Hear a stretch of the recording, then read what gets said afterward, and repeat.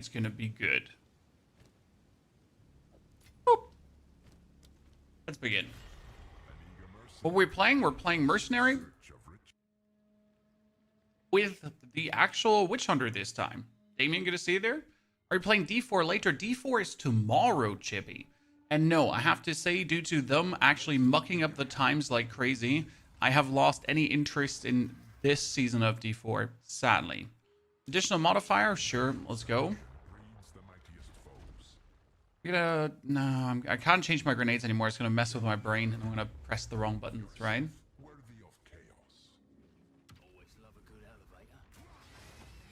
Oh, nice. We're a bit like over level for this. It's a 38 region, right? But we decided to do this at the end of Act 3 this time instead of the middle of Act 3, because usually I like to do the Temple of Chaos before I end the act. But you know what?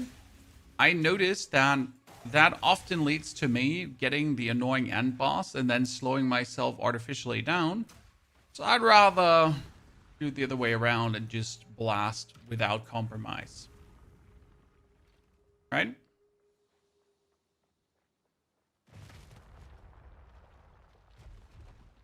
Okay, now that the stream has started and we're online for a few seconds, we already have a super weirdo in the chat, so good night, sir. When a first timer behaves like you, it's time to go to the nether realm.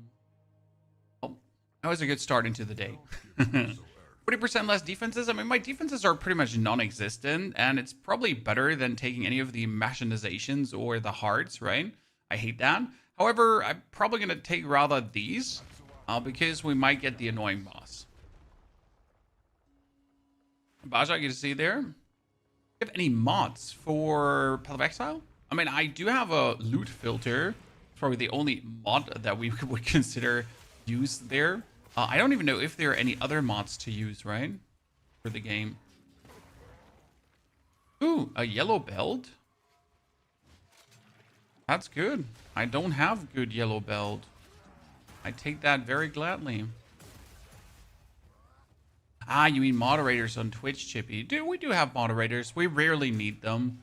Because mostly we have very behavey, nice people. That's one of the advantages of having shrunken viewership-wise. Right? That you very rarely get extreme weirdos. Same goes actually for YouTube. I'm really surprised at how less trolls YouTube per se has. Right? It does happen, but on average, right?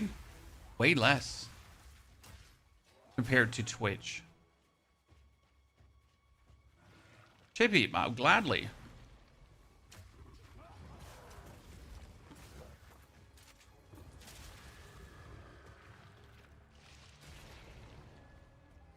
So let's get the Trials of Chaos done, and then see if we can bring our Act 4 rotation a bit closer to you.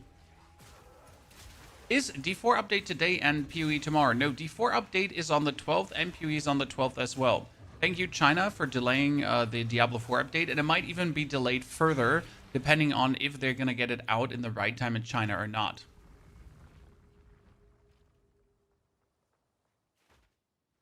Yeah.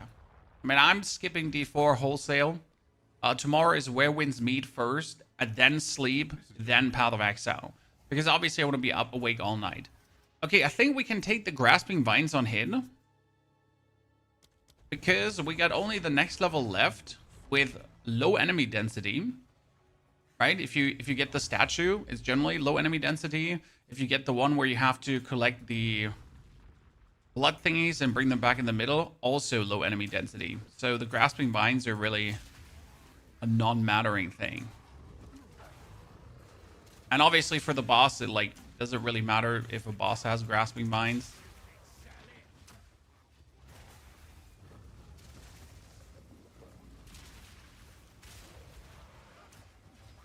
Honest, that lightning from the stupid Val machine almost taking me out.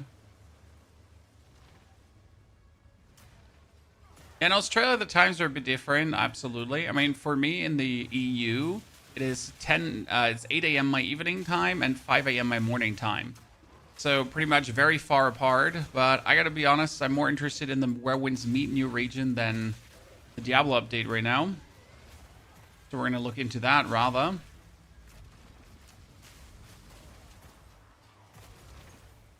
Ooh, prismatic ring. I like that. Check out D4 after months of POE 2. Exactly. There's so much to do, so much to learn, so much to figure out. I mean, I hope that the new mechanic, the new league mechanic, and we have seen some of that on ZD's content for the Druid yesterday, in case you missed the video, we uploaded it. The league mechanic is really something that will go with you during your playthrough. So it really helps to know how to traverse a region efficiently, that you're not wasting time on that. Because on top of going through the campaign normally, you will also have to do the actual league mechanic as you're going through the campaign, because it's just so opportune for like bonus loot and everything. So that's going to be pretty damn good, I think. More maximum life, more resistances. I'm going to take that. I personally can't wait. Oh, that's also our next level up, and we were going for the 40% projectile damage and stun, so that's huge. Plus, we get the Gargantuan Life Flask that we can also turn into magic. How would you scale damage on Shaman Bear combat? I mean, you're gonna take everything that boosts the attack of the bear, right? I mean, the bear things have like attack, slam, AoE, melee attacks, so it should be rather easy to scale that. The question is not how do you scale the Shaman Bear, okay? The question will be how do you use weapon swap points efficiently to go into the melee damage, but into the spell damage at the same time. I do believe with the Shaman, it's mandatory to really mess around with weapon swap early. Okay, let's see. Runes will appear for the lightning, and let's hope that that doesn't kill me.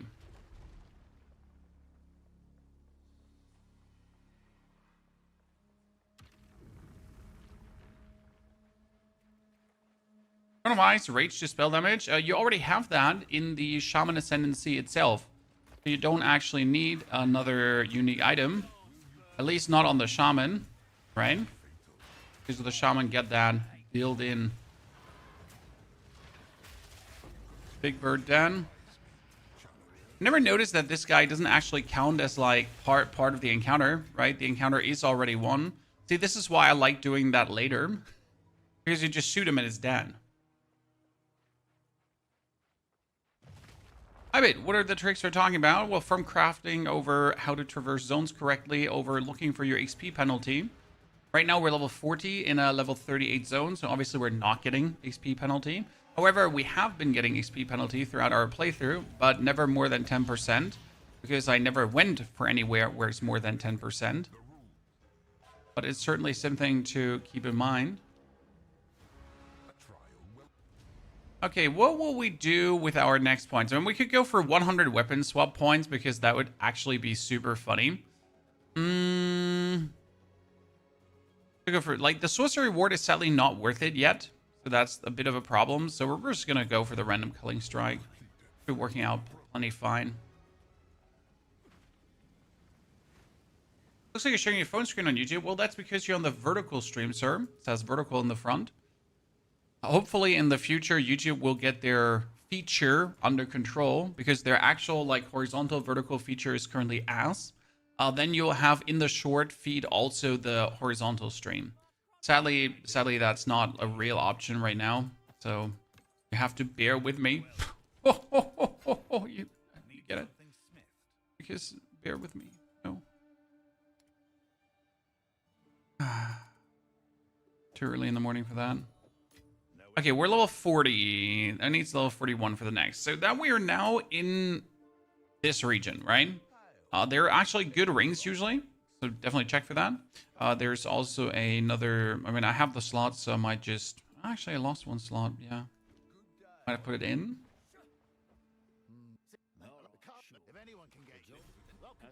So... we also got new footage of the Druid yesterday, guys. And overall, the Druid has very few attacks. So I'm a bit cautious about how it's going to play. Good. We get the first island thingy, Jiggy, and I like to start on... we probably start with Kedge Bay because it's also 46. So right now, to come back to the XP penalty, okay, Chad? We are level 40. We're level 40. The XP penalty is 3 levels different and then +1 for every 16 levels. So currently I am level 40 and the zone level is 46, which means I'm actually 6 levels away. That's 10% XP penalty for being here. It would be better, technically, to return back to Uzil, the final region of Doriani, and get another level out. However, 10% is fine. I can live with that. Just keep it in mind when you're playing. This should not be a problem with the update because we're going to spend bonus time in the temples clearing them, right? Currently, we're not spending bonus times in temples, right? We're just going through the areas. Therefore, we're like missing some XP that will come with the actual expansion. So, same like last league, because in the last league, we had the Abyss modifier on every single map, right? And with the Abyss being on every single map, you had so much more XP, it was crazy. And Vinna, good to see you there. Howdy, partner. Hope you're doing well. Is this the update? No, sir. This is not the update yet. Today and yesterday, we're pretty much going for the complete campaign again to talk about every layout of every map and how to optimally traverse things. That is important for Act 1, 2, and 3 very much. Act 4 is pretty streamlined. For the Interlude Acts, the order of the Interlude Acts matters, because you can do them actually in a certain order that will profit your character greatly. Did I just pick up a tier 4 support gem? I did, right? Had the flash grenade have cooldown recovery right now, but I think there is some better shenanigans I pick out. So currently we're keeping to the right side on this map, because I know there's the dude that has the map that you're looking for, right? And usually you do very well of just zooming around on the right until you find him. Are we mostly just flash grenading killing things? Yep.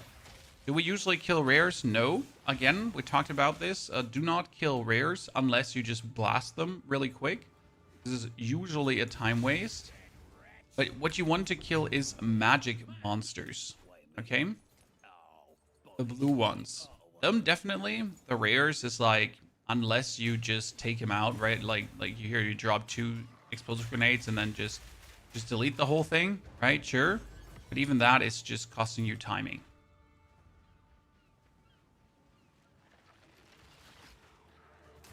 The contagion is very good for Act 1. Afterwards, it becomes useless. I mean, useless, quotation mark, right? So yes, grenade contagion is Act 1 really cool because you actually kill more things and it's easier to keep up with the level curve. That's a pretty good one. I think the most time you pretty much lose in Act 3 for... The most time you lose in Act 3 for searching. There are some annoying zone layouts, and if you get unlucky, the amount of time you literally spend in some of these areas is atrocious. Ahmed, leave no monster alive. Well, you could say that. However, it is not only inefficient, it's also just simply bad. Don't get me wrong. You want to kill the monsters that give the most XP, aka magic monsters, right? The white monsters just as you move through. But you don't want to stand still for killing something, because that's just like as inefficient as it gets. The most important part is, again, to just make sure that you're in the level range, right? Because if you fall out of the level range, see, this is a 47 area. This is perfect right now. So I am 40. This is 47.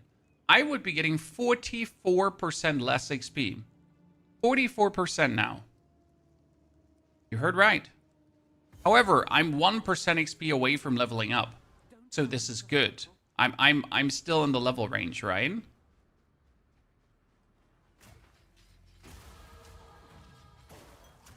So I like to kill the magic monsters because they just give so much experience. So now we're in 6 level range again, and boom, everything is fine. It's pretty much continuous until we're level 48, then things are a bit different. Okay, we get this there, then die. Let's go for more projectile damage, because more projectile damage is king.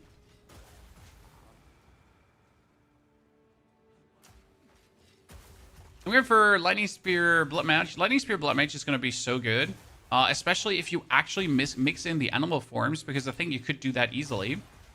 Just like while leveling, just equip a talisman and just have a random like animal skill with you. Like, for example, if you use the wolf's pounds to just get bonus wolf companions, why not? Will you be posting a guide? So, gangs, what we're doing is, in case you missed this, I can show you the last stream from yesterday. The last stream from yesterday has timestamps for every single zone. And at the start of every single zone, we pretty much talk about how to traverse it. So you get like this. Let me pull up the stream. It's full. It's actually crazy. Oh, God damn it, I opened up the wrong thingy. Took me a while to put them all in because, Jesus, it was a lot of zones.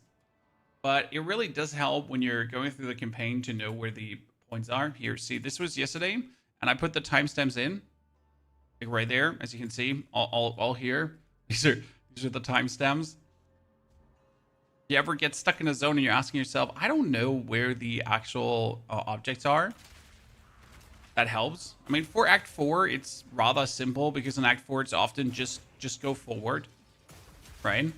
There's obviously a few choice things that I would not miss out. Like, for example, the Barias that you get in Act 2 Interlude. Because the Barias give you a banger ring and a banger amulet.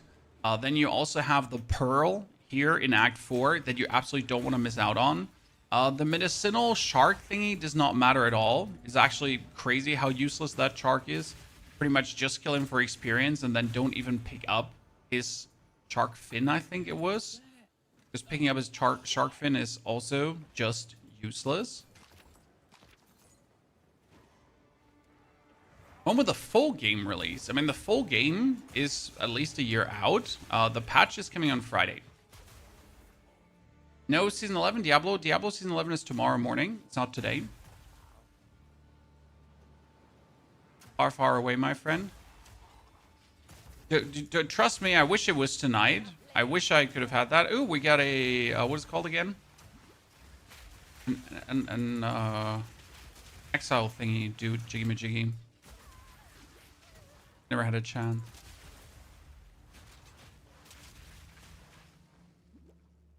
Bloodstone, prismatic gold. Bloodstone amulet might grant us like a few more HP points, so we'll have to see about that.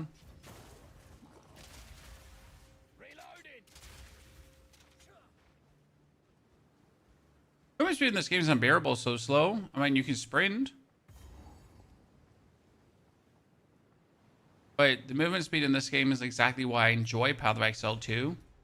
I don't need to play a game that's on Adderall. And one day I'll understand the fascination of people about like just zooming everywhere as quick as possible, as if it actually makes gameplay better, right? To be fast.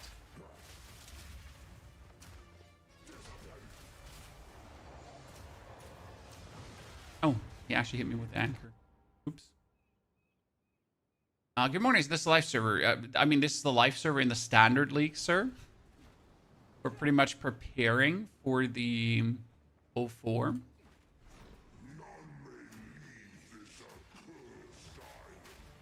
What's the game between 1.0 and now? Well, between 1.0 and now is that the game is going to be for free. That's definitely a big difference if you think about it.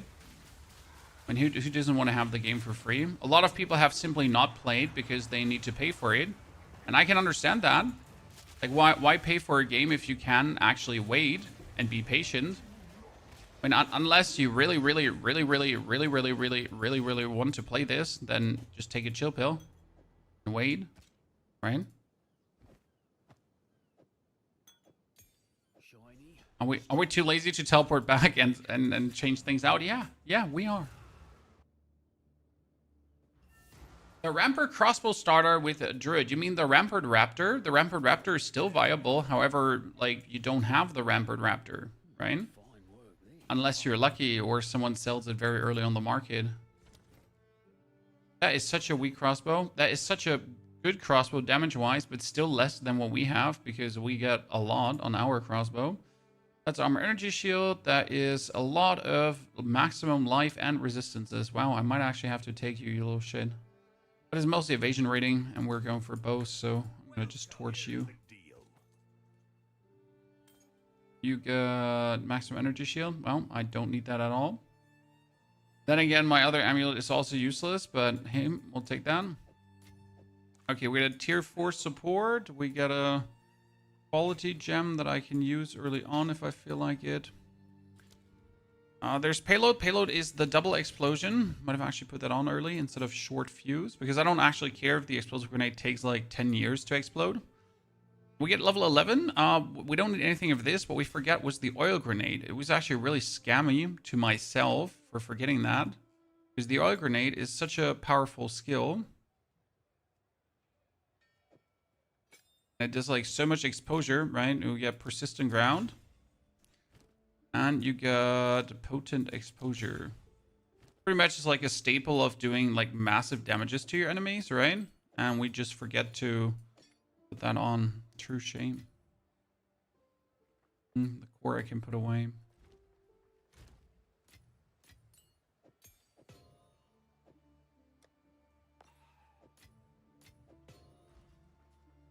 Journey's End? No, but yes.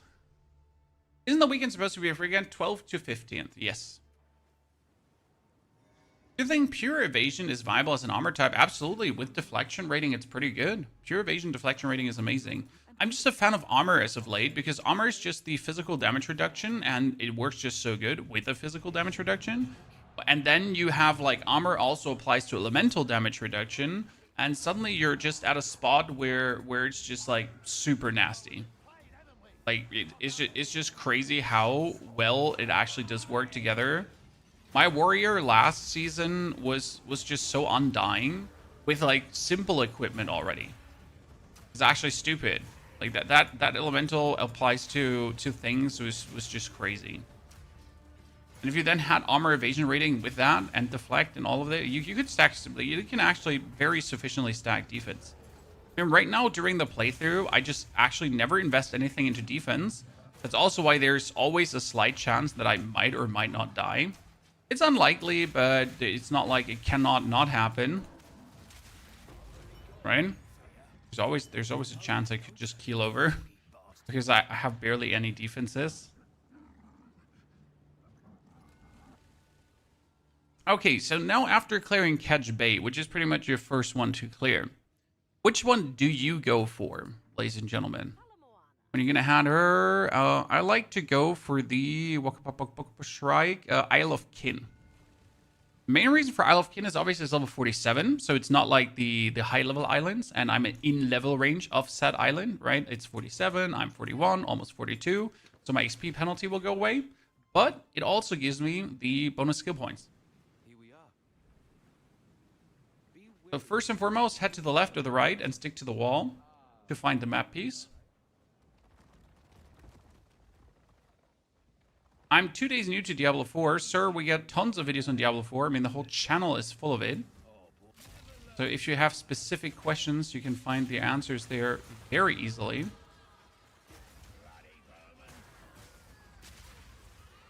We even have a beginner's guide from last year for complete new players.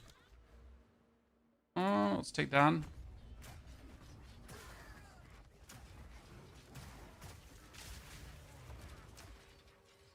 Ever play D4 and POE parallel? No, I'm not going to play D4 at all this season. I was thinking about doing the things parallel, but I'm going to be honest with you.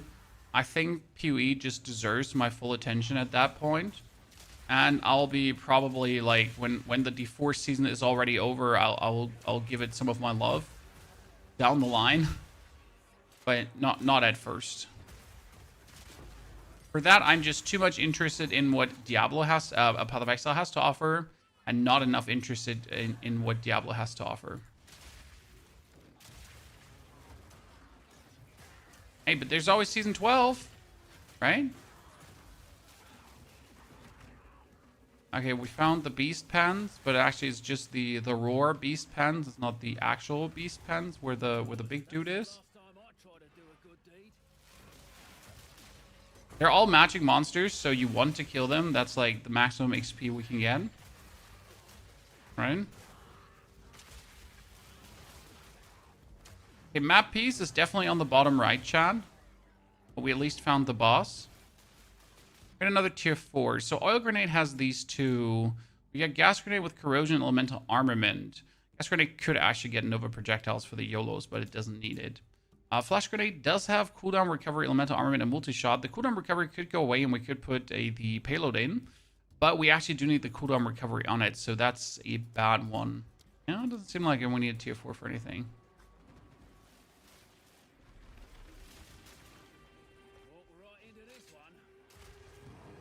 We're gonna torch the ground. He gets the exposure, chat. And then we're gonna send him to hell. And more ground exposure and more explosions. Keep in mind that my grenades explode extremely slow now, but they explode twice. And if they explode twice, I mean, it's like 2,500 damage times 5. Yeah? And then times 2. Good. 2 more skill points, which will give us 20% more damage. And we get some defense here. We get all the damage there. We get the damage. We could go for the AC rating, but we don't actually need it. We get some weapon swap points left, right, and center. There are grenade-related weapon swap points that I would like to take back here if I then go for the full grenade shenanigans. So I think we're going to move to that side to take the grenade points and to also take the crossbow points.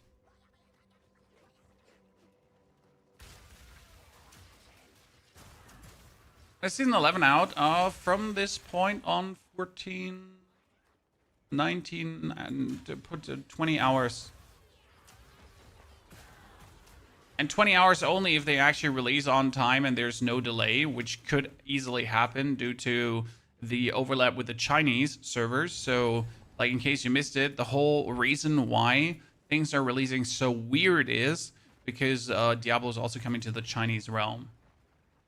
Okay, let's try to find the map piece. That should be on the... Yes, look at me. That was such an easy find. Because if it's not on the left, it needs to be on the right. Correct?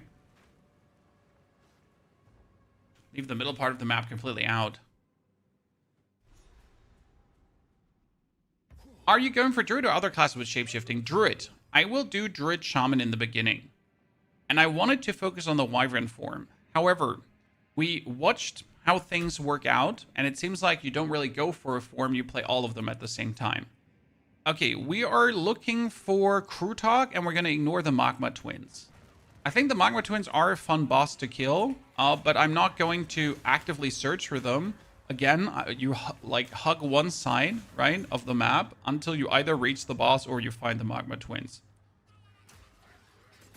But if I don't reach the Magma Twins, I'm not really going to be bothered about backtracking. However, if you want to reach the Magma Twins, right? So if you go left and it's the Krutok side and it's not the Magma Twin side, what you do afterwards, you just teleport back to the starting point, right? And then go to the exact other side while hugging. Right now, I found the Magma Twins actually. See? Fantastic. Oh, wow, that was 2-3 points of damage, my friend. But he's already dead. Okay. I don't know how he died this quick.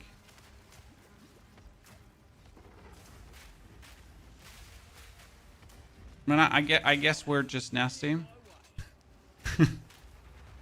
I guess we're just nasty.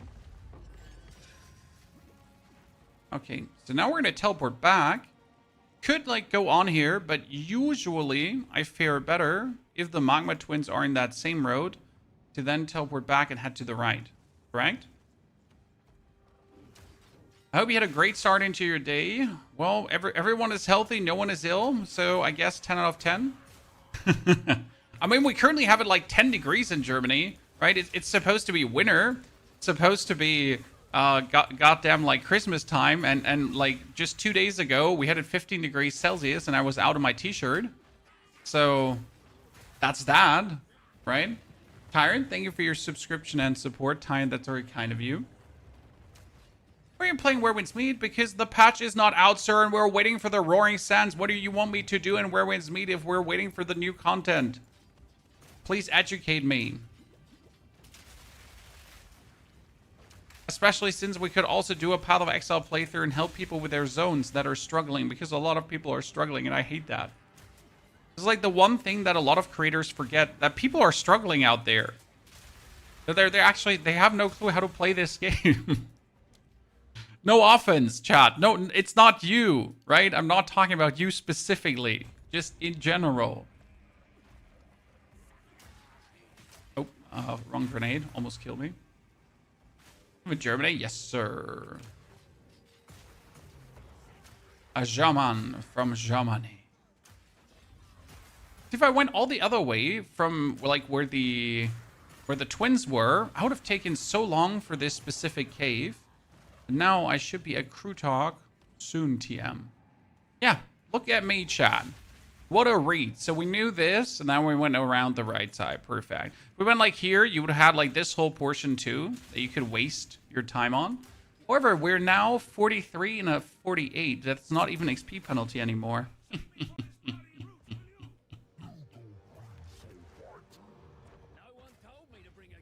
Is the YouTube stream vertical because you're in the vertical YouTube stream, sir?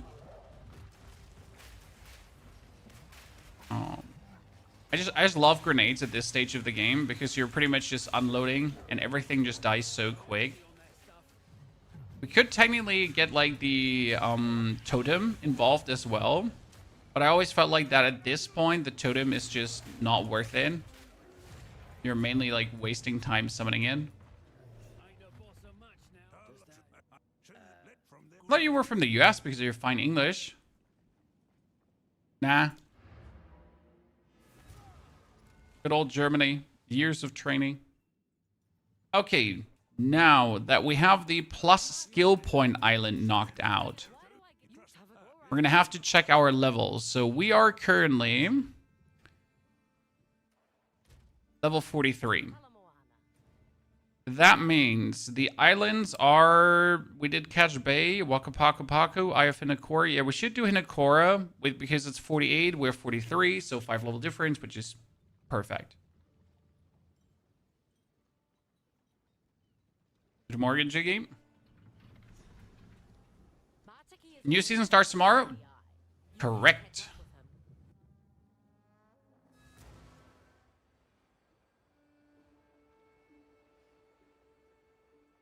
What it won. Thank you. Let's see. Terrible. The biggest problem with this act is that you're not getting... There's a lot of fire resistance on this one item. I'm going to have to take it. The biggest problem with this act is that you're not getting an explosive crossbow. That's like the biggest scam you're facing as a mercenary, right? I have this with a bonus projectile, so unless I find a crossbow that does literally twice the damage of what my current crossbow deals, it's not worth it to look at anything. Good. Now we're doing the Path of Exile, and this one is like so quick if you're not wasting your time, right? Path of Exile can be such a long ass winded map. And I'm still sad that we don't have the Trial of Ancestors. I need the Trial of Ancestors, Chan. I don't know how to convey that. But without the Trial of Ancestors, it just feels so lackluster. So, sir, take my soul. What's the XP penalty? The XP penalty is 10% on a 4-level difference, and on a 5-level difference, it is 44%, Chippy. Now, I am level 43, and the zone is 48. That's okay, because every 16 level, the penalty difference gets a +1.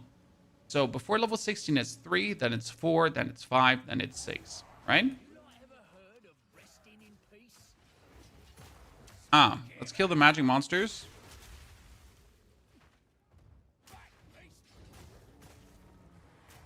What are the kids asking for on Xmas? My one daughter, the younger one, is getting a doll, her very own doll, with a bed and like all the accessories you would like to have for your doll, because she wants to take care of a tiny someone. And the older daughter is getting a Lego train set, because trains, right? Who doesn't like them?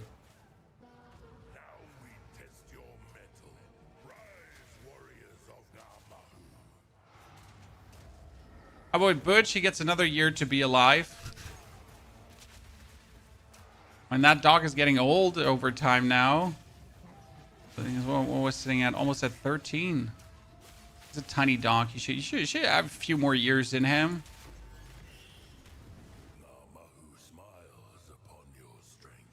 So the higher you push the zone, the level, the more penalty you get. Is that how I understand it? If you are over the penalty threshold, 1 level, it's 10%. And if you're over the penalty threshold by 2 levels or below, right, then it's 44% minus. It doesn't go higher from there.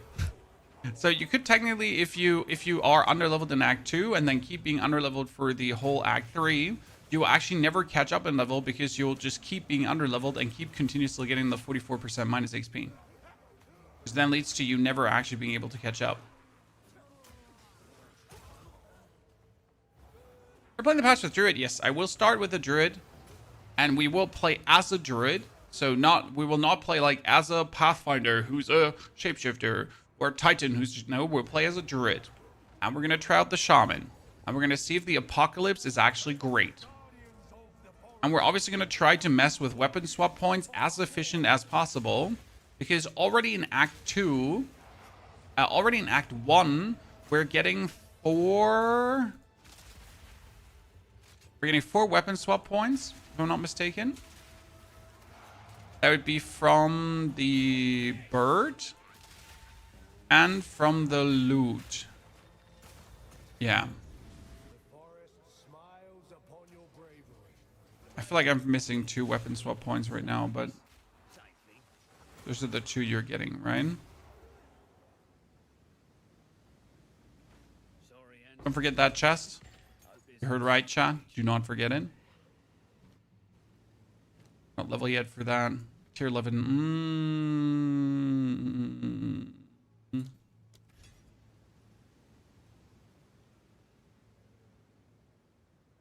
Donna, what we're going to do is, so in case you have missed one of my recent guides, chat, there's a very cool feature on Mobalytics.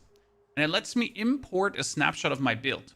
So what's going to happen is, as we play, you will have a build guide like this already, and we will import every step of the playthrough. So we will import level 1, Act 2, Act 3, Act 4, and it's always going to show you the gems I've been using. It's always going to show you the passive trees we have been using. So I'm pretty much going to snapshot every part of the way, right?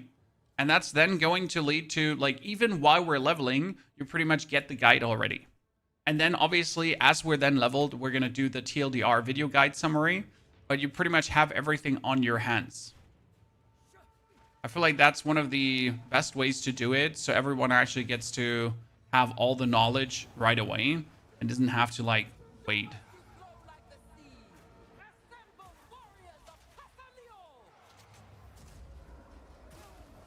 And it also shows, like, a snapshot of the actual gear at that point, right? So you kind of like see if your gear is complete utter super trash or if it makes sense.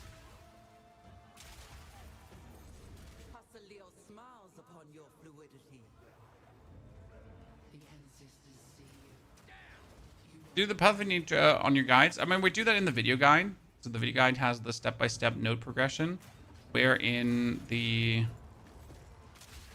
written guide, you pretty much have the 16 to 32 and 32 to and so on, right?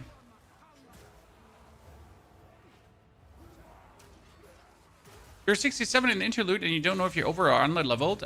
What is the zone level? You can check the zone level like this and you instantly know if you're over or under leveled.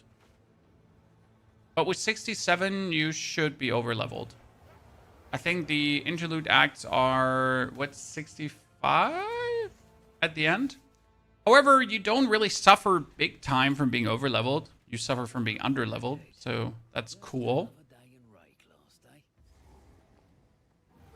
I mean, there's no problem on spending your proper time. Technically, if you're moving efficient through zones, you're going to end up being 3 to 4 levels later under leveled off a zone most of the time.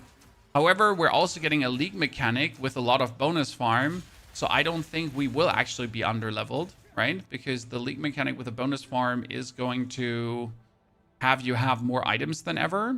It's going to have you more experience than ever. So, like, being underleveled would literally be a choice at that point, right? It would be like you saying, yeah, you know what? I hate experience. I really do. Main important part is to really look out for killing the magic monsters, right? That was just a group of magic monsters, and I killed them because I knew that's more XP. We know the classes that are coming out after the Druid. No, everyone was so anticipating looking forward to the Druid. However, Jonathan said they're really eager to release the swords because everyone has been asking for swords. And I think the swords are a weapon of the duelist. Don't nail me down. Or legionnaire. Like one of the classes that is sword related. So if we get a new weapon type, we are obviously now weapon set 1 is going to be grenades. And weapon set 2 is going to be here, crossbow. Damn. Where was I stuck? We were at swords. Yeah. They set new weapon type. They want to bring that out. So close. Okay, cold resistance. Don't actually forget to get the resistances, right? Give me daggers already. I'm just generally not interested in the weapons, right? It's always like, what kind of skills are we getting? How can you use these skills with which ascendancy? And what do the other ascendancies do? I mean, right now we still don't have like a real blood ascendancy, a real bleed. Like we have the blood mage, right? But the blood mage turns elemental damage into bleed damage. But we don't really have like an ascendancy that works actually together with a bleed build. You have the Pathfinder. And the Pathfinder works very well for a poison build, right? So that's like, if you have poison stacks, you can double up on poison stacks. Cool, makes sense. I love that, right? It's beautiful. However, where's my bleed build? Where's my bleed ascendancy? That lets me have more bleed and then even more bleed. I mean, might be something for the Marauder, might be something for the Duelist, might be something for the Shadow. Amazon for that bleed thing. Amazon has blood boils, and that's it.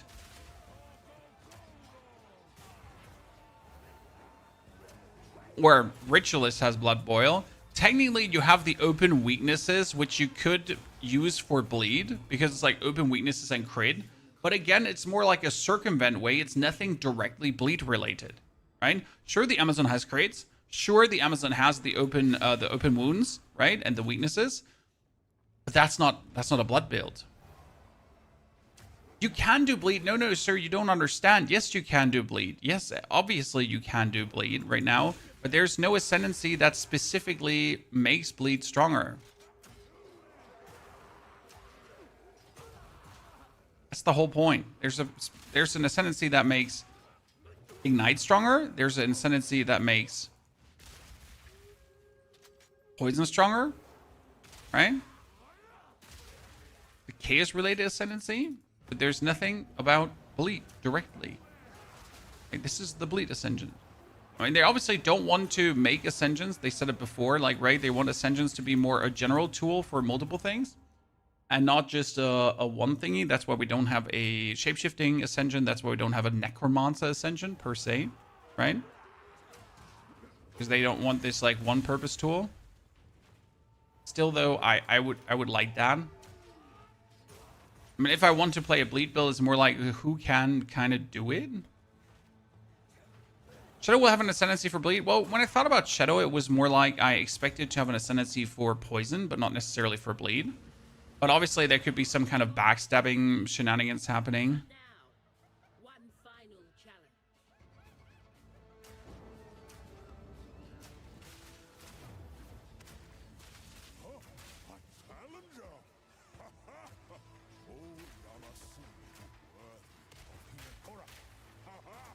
Okay, sir. I'm trying here. I'm really trying, but you just decided that you want to take like 2 years to come out of your monkey laughing face, right?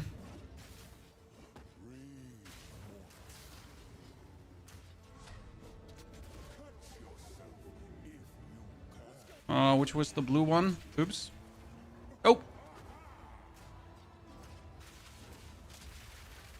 I almost had him. I almost had him, Chad. In that one phase.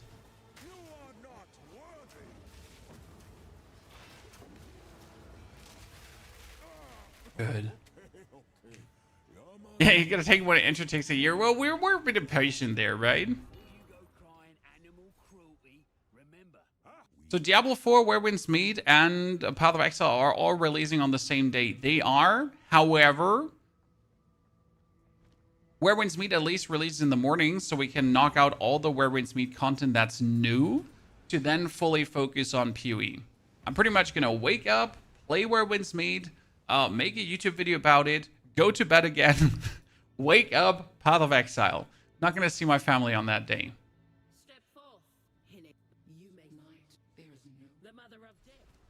So that's going to be interesting. Okay, more grenade related stuff, because I like to mix and match grenades. So we're getting no, we want it up here, grenades. Then we're gonna get the crossbow reload. Might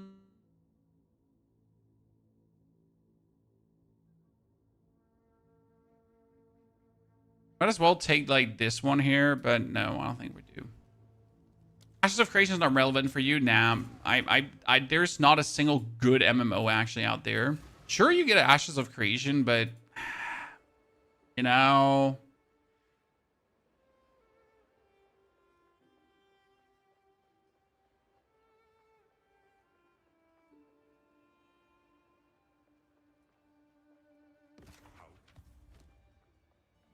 I'm not horny for an MMO.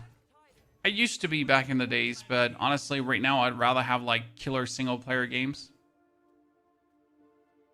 I'm a simple man. I just want my killer single player games. That's all I'm thirsting for. With like some multiplayer portion attached to it, like Where Winds Meet, for example. But I'm certainly not in the market for some for an MMO.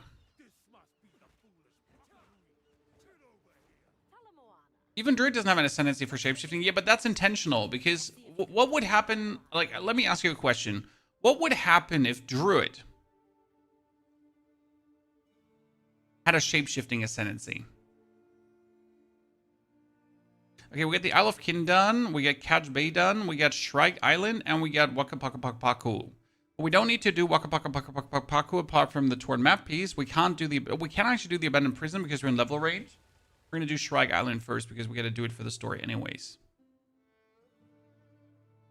Do you know what Hidden Path adds from the Oracle? Mana, 5%. Endless. It's in the region before you go to the monkey. And like you get 5% more mana, but honestly, I mostly just run past it.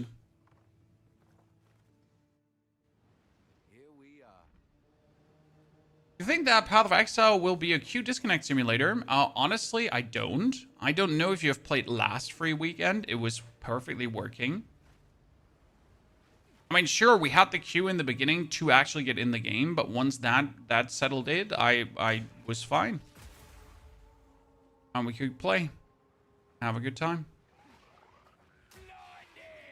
Shrike Island is mostly walk around outside to then find the map, right? What do you play today? I played today to go through the whole campaign as a refresher for myself and people who haven't done it in a while, sir. I know there are these Path of Exile Giga Chat gamers like me who have played this game way too many times. And then there are the people who haven't actually played since release. So giving them a quick and nifty refresher is definitely something you should do. I mean, how many people have actually not played Act 4? Tons. How many people are going to come back for the Druid? Because last season, people were hoping for a new class. No new class came. There's tons of people who literally did not play last season. Because they bought the game on release. They were waiting for Druid. Druid took until now. And now they're ready to play again.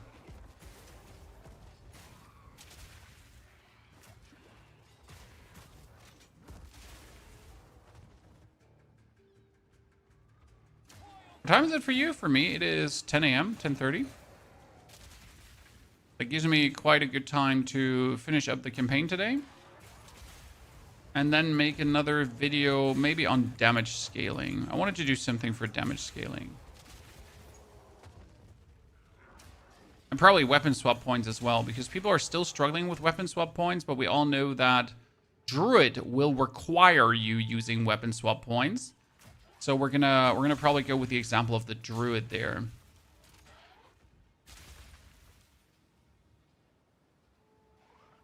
Seen the trailers for the Godslayer game? No? Can't say I have. Oh wow, that meteor hit me and just killed me straight away. I mean, this happens when we don't have any single point of defense, I guess, and too few HP. I think Warrior Titan is a good choice in 04 if never played it. I mean, like Warrior Titan is always good. Like there's literally no scenario where you're gonna be like, oh, Warrior Titan is bad. Like you can play everything with Warrior Titan. Like it's good for a bleed build, it's good for a poison build, it's good for like even a magic build can be played with it, right? Like Warrior Titan is a one trick or a many trick pony that can do it all. Okay, I want another crossbow node, preferable, probably attack speed related. So we might really take this one. The reload. However, if you're looking more for a totem-esque play style, right? If you're looking forward to slamming things Fissure Warrior style, then obviously the Warbringer is better. Do not forget that you can actually swap ascendancies, because that's again something that a lot of people seem to be forgetting. If you choose Warrior, you pretty much have access to Smith of Kitava, to the Titan, and to the Warbringer. If you then figure out that something is not working the way you were expecting it to work, you can at any given point still swap the ascendancy and then like try out something different. Right? Okay, now that we circled the island, we need to find the map piece. You can usually not miss.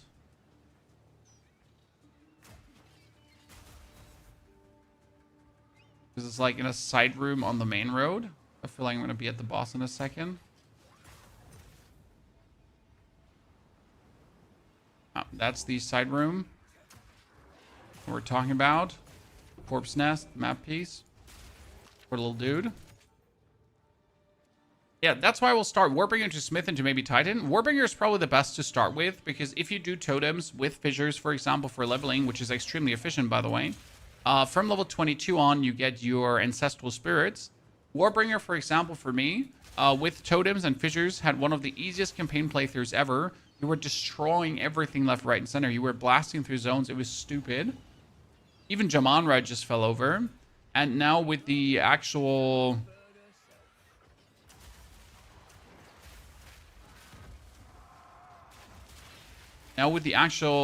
fix to the spirits, that they finally are there from level 1 on, like from the when you actually ascend, that's great. Last season that was really sad. Like we ascended and then it's like, oh yeah, so like they're broken. And then like I was level 80 when they started working. Level 80. That's bullshit.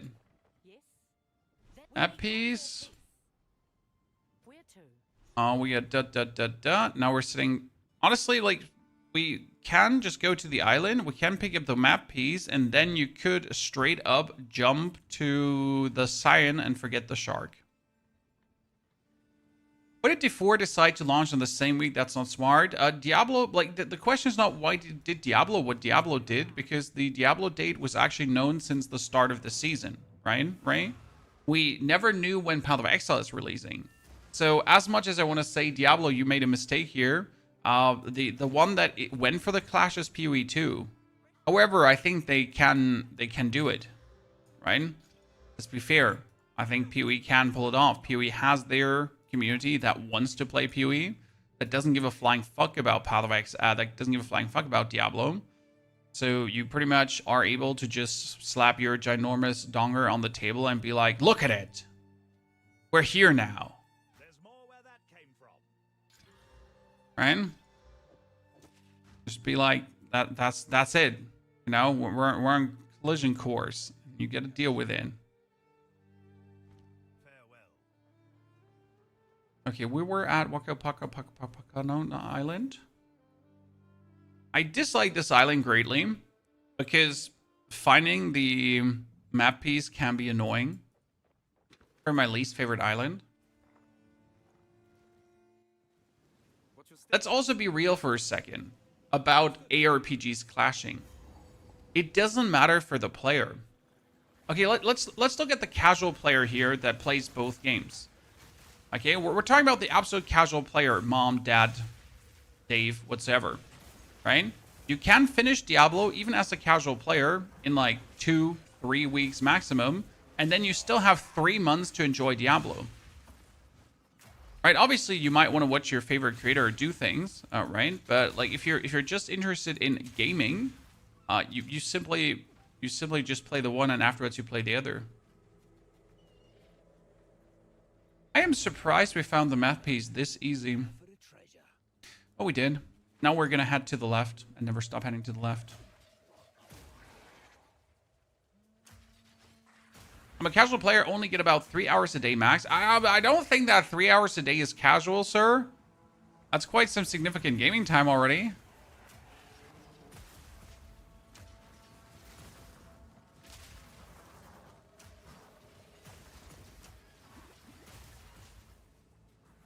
Oh, this is quite wow. We're really lucky with our rotation here right now because we actually get all the dudes early on.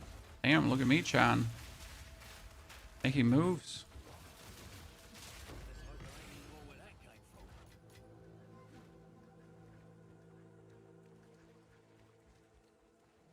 I'll start with D4. I mean, the thing about D4 is that you can finish it in a week. Like for me, for example, as the creator, like I could technically finish the league if I'm not playing the other classes in 3 to 4 days of just pumping out like gameplay. I love the Witch Hunter Ascendancy. Honestly, I have a new appreciation for the Witch Hunter Ascendancy. Like it might not be in my eyes the best one for the end game. Personally, I prefer the Tactician there. However, for the leveling portion, it is so good and it works so well. Simply due to that bonus explosion on top of the explosions, like it just does wonders. But not only that, not only the explosions on top of the bonus explosions, right? Like the sorcery ward will be the single best way to defend yourself, because right now the sorcery ward only gives you elemental damage protection. However, the sorcery ward in the future will give also physical and chaos damage protection. So right now, with only 4 points in, I could have an absolute massive defense stack build up already that protects me from everything. It's kind of cool. Okay, we're traversing pretty good with our go left. Trying to not necessarily find the shark, right? I'm just trying to find the science cavern. Hashtag ignore the shark. I mean, will I kill the shark if I stumble up in it? Yeah, sure. Am I trying to necessarily find it? Nah. Oh, gotta kill the essences, right? Essence is insane for crafting, especially for weapons. Like, you find a blue weapon that has a lot of damage, like physical, and you take something like, I think electricity was defense. No, like, see, this is an essence of electricity. This would add 88 lightning damage, potentially, to a weapon. That's not just a little bit. That's huge, right?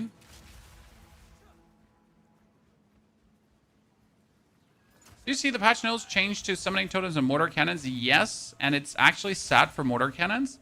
What happened, Chad? They made mortar cannons shoot slower. So when you summon the mortar cannons, they're not instantly going to go like pop, pop, pop, pop, pop, pop. It's more like poo-poo, poo-poo. I mean, they're still going to be good. Like, saying anything apart from that is just weird, right?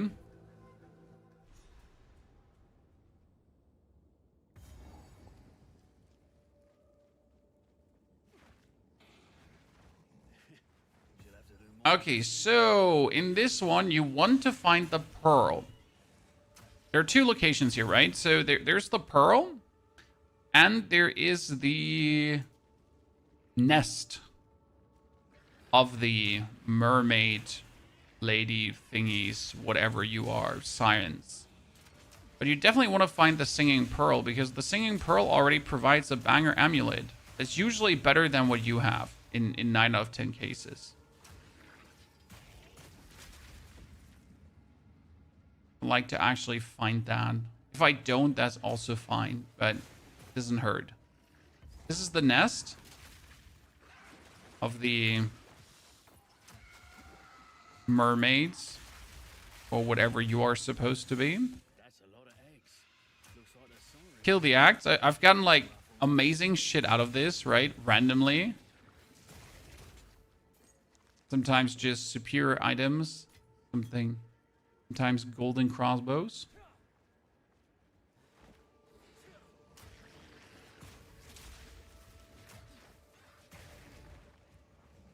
Can't wait for the update. Oh, it's gonna be so good. I just can't wait to see everyone come back together and like enjoy Path of Exile together, right? It's always a good time. Like people enjoy the game. People like to talk about the game. There's gonna be a lot to learn. There's gonna be a lot to find out how to use the temple optimal, because the Val temple is going to provide a massive boost to your character early, since every temple room has a specific reward. And these rewards go to like from just like turning a magic item into a rare item. You can literally in Act 1, right? You can just get like or some regal workbenches and either upgrade your weapons or your rings or whatsoever very easily, all to rare items.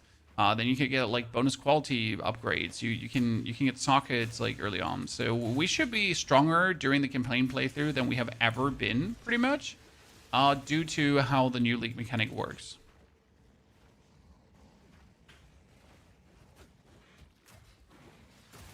Circle outside. I haven't still found the clam. I'm so excited for Druid. I'm like sad. Like one thing that makes me sad is the amount of skills we're getting on Druid, because I feel like we should have gotten more. Seems like not many.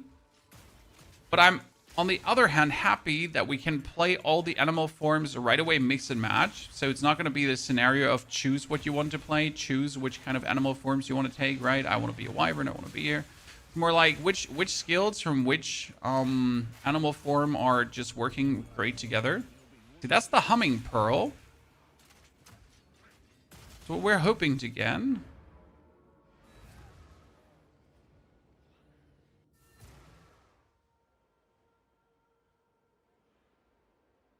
I can be dragon on monk build? I mean, you can mix the animal forms into whatever you feel like. So, Mr. Rock, give me that pearl. Put it in my pearl cat. Act rating, mana, critical damage bonus, life for the duration, mana regen. I mean, better than what I have, as I said. Here is the gear I've got. Here's your gold. Survive. Welcome to the forge. Okay, we need a crossbow that we can slap this bonus electricity damage onto. Preferable something that has like such an obnoxious amount of physical damage that is just crazy. Right?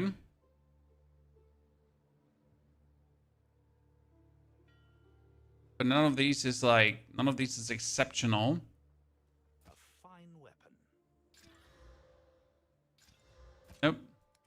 I mean, this one's good, but the problem is even if I slap the 80 on it, right? This will turn out to go up to 200 damage roughly. But my crossbow gives me a bonus projectile, so it's not like that much more that I needed. Go make some legends. Still gonna put it in here. Think about like messing around with that down the line. Okay, level 12 upgrade to my explosive grenade and or my flash grenade for clearing. And we get the 12 spirit gem for overwhelming presence if I want to, or we could put Wind Dancer on, because Wind Dancer is actually kind of cute to have early. I'm just probably gonna boost my Herald of Ash for the time being. Singing Caverns back again. Mr. Nice, thank you very much for your subscription and support 10 months in a row. Still my favorite Hearthstone streamer. I'm trying, sir. Next year, we will definitely have a card game phase, Chad. Be already prepared. Because Slay the Spire will come out.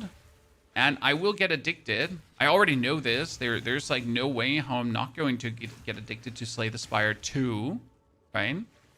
It's going to consume my life. I'm going to be playing more than is healthy. We'll be having to release a lot of videos on that. And finally get good at Slay the Spire. Ah, look at me. Level 51, 47. Perfection, Chan.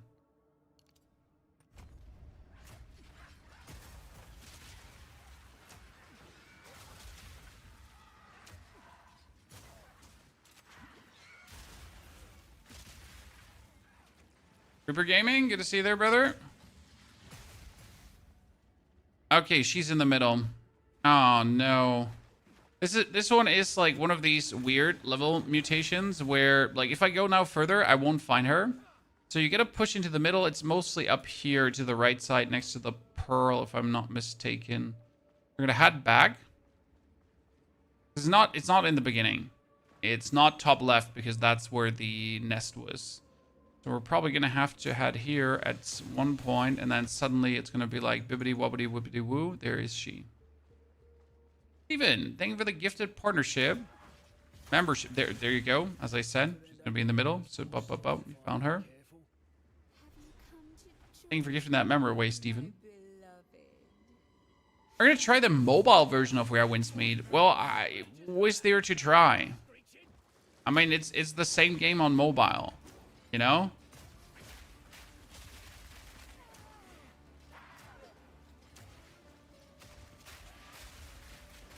Like, right? What? You know? What am I supposed to try? Hello, Mom.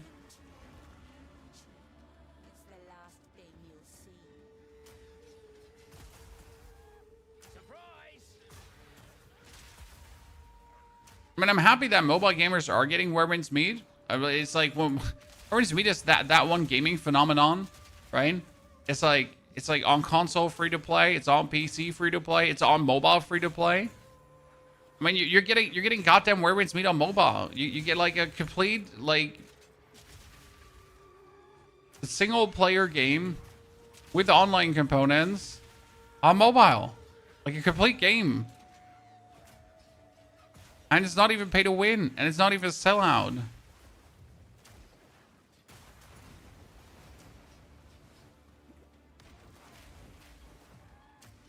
Like how? How are we getting that in 2025, chat? 2025, the year where gaming companies were actually at their lowest, not at their best. Partially. And so China decided to just slap their foot down.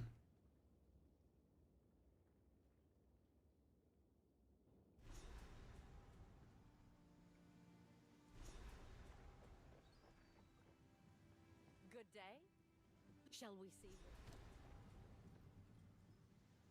Oh, look, new boots. Armor applies to elemental damage. Yeah, I guess. We should take the 10% movement speed, but I'm personally not a movement speed. How do I say this now? I don't lose my virginity if I don't get max movement speed. Okay. Travel to the Singing Caverns? Why do you still want me to travel to the Singing Caverns? Did I just teleport too fast back, Chad?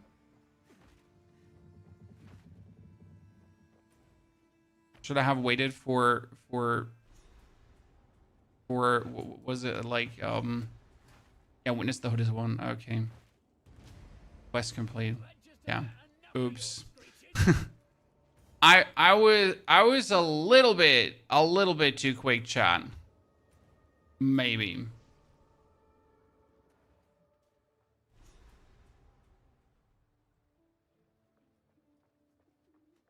There's no economy to catch up on Diablo 4. That's true. But also the economy in Path of Exile only exists if you actually play the economy, right? Care for it. Okay, we're level 47. With 48, we get +1 more on map distance. We gotta do the prison now before we do Ngakanu anyway, or Arastas. A prison is 51. That's a 4-level difference, so it's fine.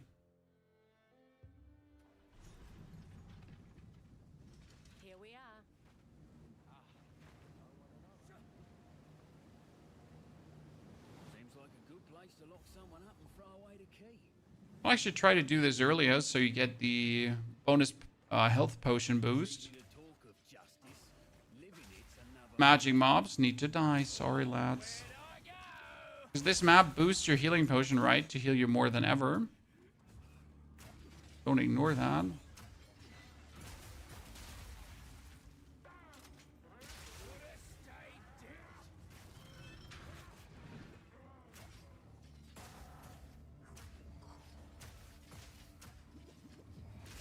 I'm missing an elite in this map that will drop the key for the temple 100%.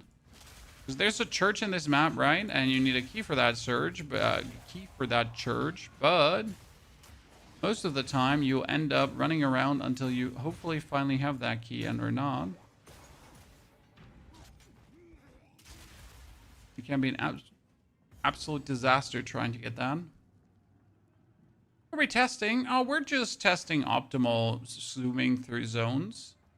And I want to test a new rotation for the Interlude Acts, because usually I do the Interlude Acts, Act 1, 2, and 3. However, I do want to change that rotation and do the Interlude Acts different this time. And pretty much do 3, but only the start. Then we're potentially thinking about doing 2 for Qimah. Then 1, then 3. But I haven't 100% decided. Can't say these guards didn't deserve it.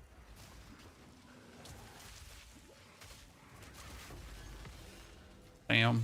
You got a hand. So, this one should be dropping me some crossbows. And it did give me 1 single crossbow. I'm so bored during the campaign on every patch with multiple characters, but every character is different, sir. Every character has a different playthrough. Every character has different strengths and weaknesses. Unless you're always playing with the same build. I mean, let's assume that you're leveling with ED Contagion and you would like play ED Contagion on every single playthrough. Then I understand why you're bored. Right? But it also sounds like that is a self-inflicted problem, kind of.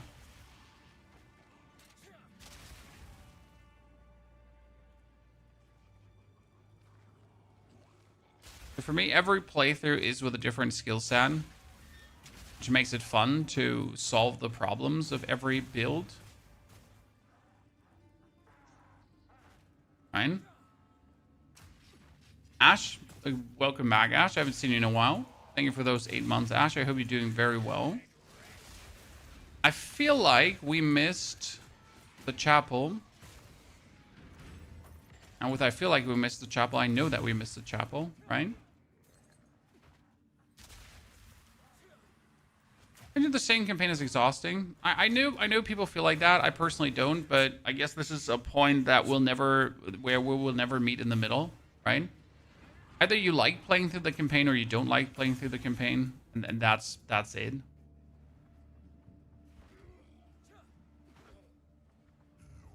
I could simply, like, all year long just do campaign playthroughs with different builds and different things.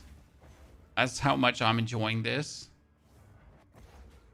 But I just really like the pacing, right? I like the power fantasy of Path of Exile. That's just me. I'm crazy. Ignore me. The chapel should not be here. However, chapel is there. It's because it had like this broad entranceway, right?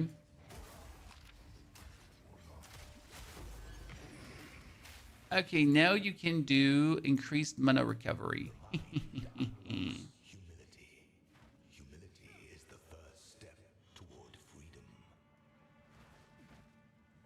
Stuck on Act 2 last boss, any tips? Your build might suck. You might have a terrible weapon.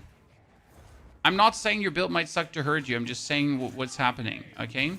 Jamanra, the Act 2 end boss, is a stat check. The Act 2 end boss is there to fact check what you have been doing, to be like, sir, are you having something that's cohesive whole, that's making sense, right? Are you using the right skills? Is your spirit skills good? Does your build suck? Did you not look for items, right? Why is it so bad what you're doing? That's pretty much what Jamanra is there for. And it might be simply solved by finding a new weapon, right? You might simply get a new weapon and you're good to go. Congratulations. Or you might have to think about that what you're doing is actually terrible.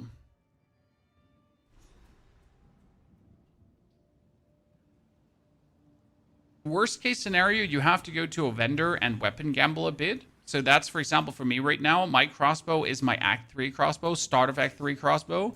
And I've got not a new crossbow. However, my damage is good enough to not worry about this. Again, because grenades just scale extremely nice. So I'm not too fussed about it. I would also have to get like a massive better crossbow to kind of replace this one. And we're talking about like almost 300 damage crossbow, which is rare at this point. Still though, like, right, the best way to get a new crossbow right now would be playing Act 2. Also, that's the consideration for the mercenary, as I just said, because doing Act 1 first will definitely not give me a new bombardment crossbow. But doing Act 2 or Act 3 first definitely gives me a bombardment crossbow.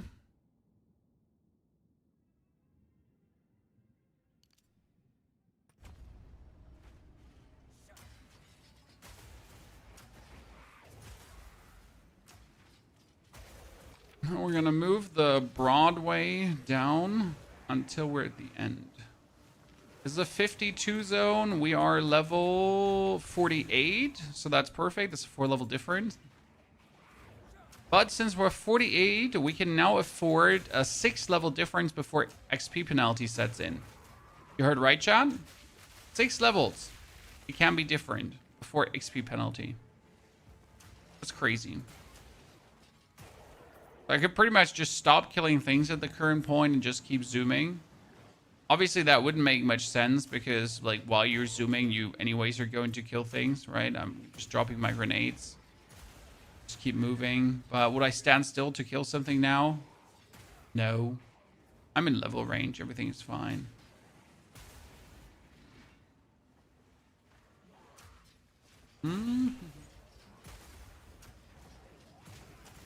I cannot resist killing elites, though. Elites gotta be killed. Magic mods, sorry, not elites.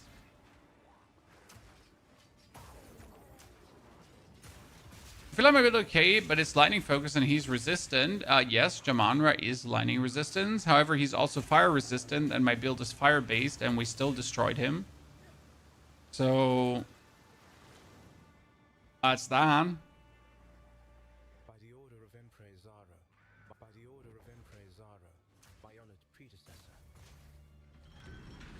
I mean, the best thing you can do against Jamanra is also get lightning resistant yourself, right? Because that just makes your survival easier.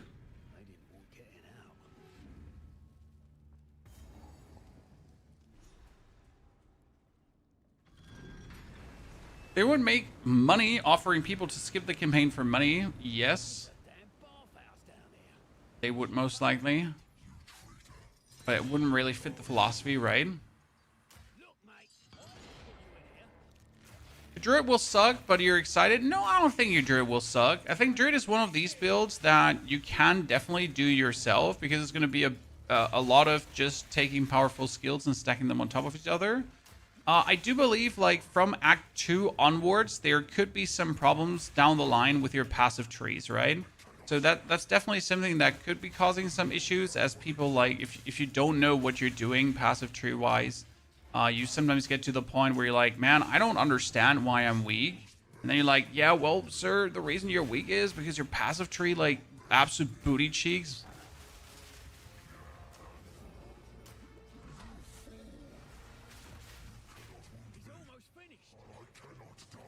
You cannot die? Well, how about that? How about that, chat?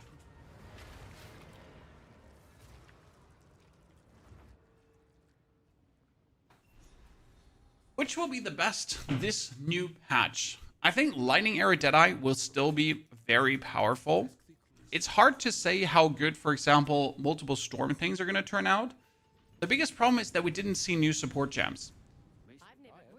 They promised us 20 plus new support gems, and support gems can vastly change the game. Support gems can vastly change how things work.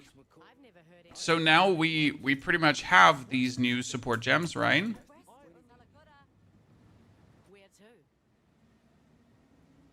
That we haven't seen. That could or could not lead to, like, vastly stronger builds. Are you playing some D4 tonight? No. For me, D4 would be 5 a.m. in the morning, and at 5 a.m. in the morning, I'm going to play Where Winds Meet. So tomorrow morning, I'm going to wake up early, play Where Winds Meet, make a Where Winds Meet video, go to bed, wake up, And like we're gonna do like a whole night of POE 2. Like there's no tomorrow. Dude, like...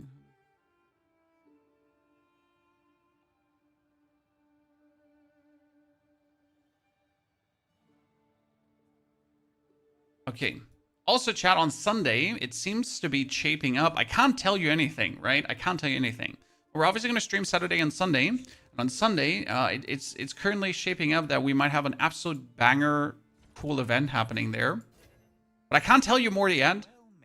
But there, you know, things are moving in the back end. Things are moving. I'm very excited. So cool stuff coming, but I can't tell you anything about cool stuff coming.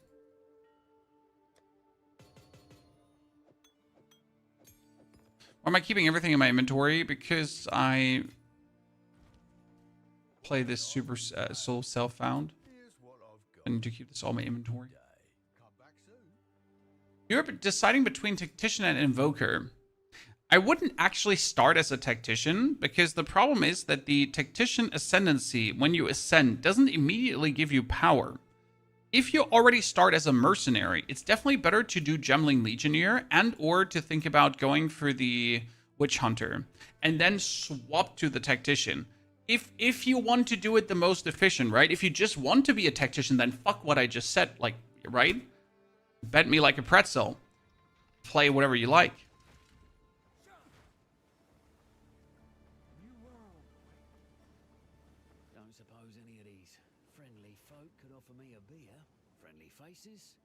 Oh, Monk B? I mean, Monk is still going to be strong.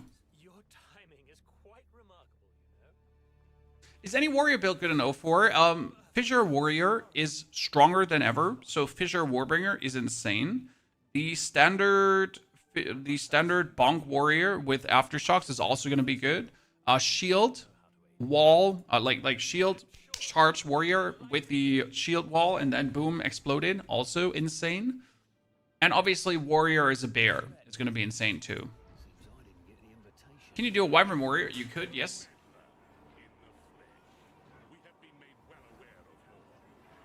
Do you have a Summoner class? I mean, the last Summoner build I did was the Bokfell Commoner Ignite Summoner.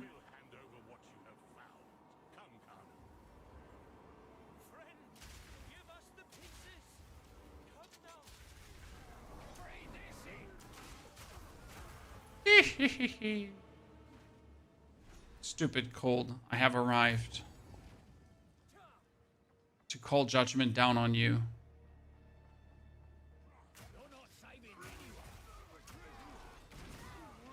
Ain't no getaway time for your shit. Okay, wait, it's 52 area, I'm 48, 5 levels difference. I could do up to 6 level difference before XP penalty, so we're good. I need to remind myself of that, because usually I don't look for the XP penalty and then I just play with a 44% minus because I don't care. You know, you can brute force it. It's just stupid to brute force it. So I've definitely had playthroughs where I just play with a penalty and was just like, whatever. You know? But since we're trying to be smart once in a while...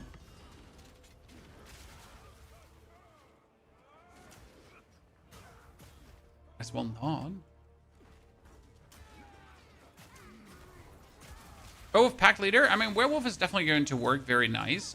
You're probably going to, like, pair Werewolf a bit with Bear, because the Bear Slam just works so good. Bear Slam is, like, incredibly powerful. And since you can just simply swap over to Bear form, get your Endurance charges, and do Endurance Charge Super Slam, it's almost, like, stupid to not think about that on top, right? And a regular player still play this game. Yes, I mean, the game is super simple, end of the day. You get skills, your skills have tags, and your tags you can find here in your passive tree, and then you just empower your skills with supports that work together with the tags that your skill has, and then you make the most out of it.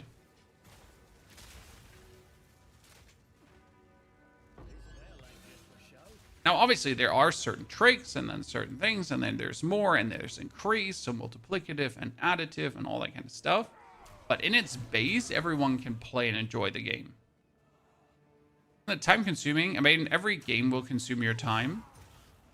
But let's say you're new and you're going for a campaign playthrough, plus you're playing some of the end game, you're trying to ascend a 4th time. You're probably going to spend anything as the casual player from 30 to 40 hours with that. And that's actually a low estimate. So you could spend everything up to 50 hours in a season to actually get a character to that upgraded part. But isn't that great? It sounds like good fun. Now for me, like at the, like after I leveled up my first character, it usually takes me around 12, 10, like let's say 10 to maximum 16 hours usually to the 4th ascension, and then to a character to be in the endgame maps, pinnacle bosses, and so on. But it gets like faster and faster with every playthrough, right?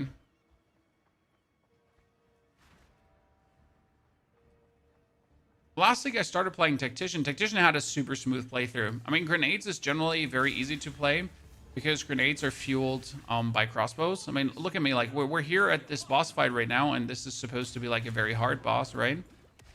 We're just slamming down our grenades, and then that's it. I could even get more damage if I wanted to by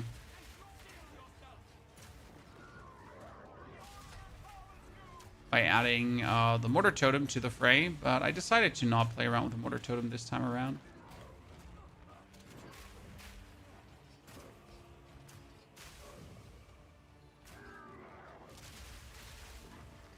Poor guy.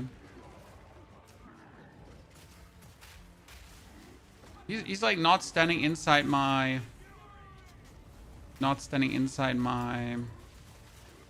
explosive grenades.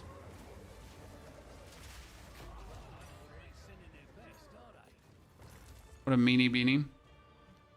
Okay, our gas grenades are only level 12. Our explosive shot is also only level 12, and our explosive grenades are only level 12.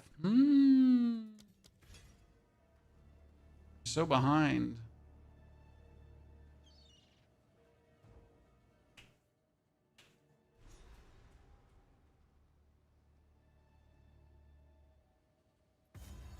Powerful and rule the world. Hey, there are a couple of builds that will get powerful without you even trying, right? Move with mouse and not with WASD. Yes, sir. Like an absolute giga chad. I mean, imagine moving with WASD like you're some kind of controller player. Yeah, imagine.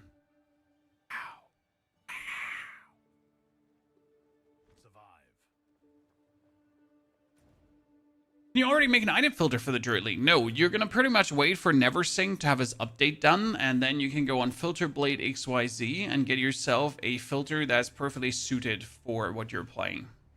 You think Warrior will be popular in 04? Warrior is always popular, especially Titan, due to the Smith of Kitava changes that could work with Spell on Hit quite well, and some other shenanigans. I do believe, yes, Warrior will be very powerful and popular.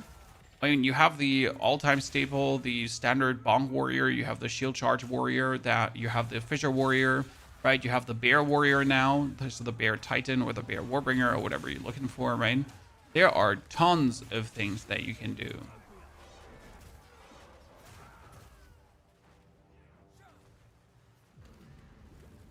So I am wholesale expecting Warrior to be one of the more popular choices for certain.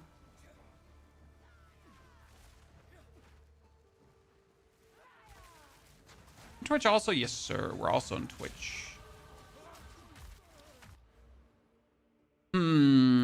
Okay, let's go for the increased cooldown recovery and area of effects because I like that one. Maybe it's about time that we just take like some defense. Who am I kidding, chat? 30% armor and like 7% evasion rating. What was this defense you're talking about, right? Right, chat? You know, the defense is just more damage, and that's it.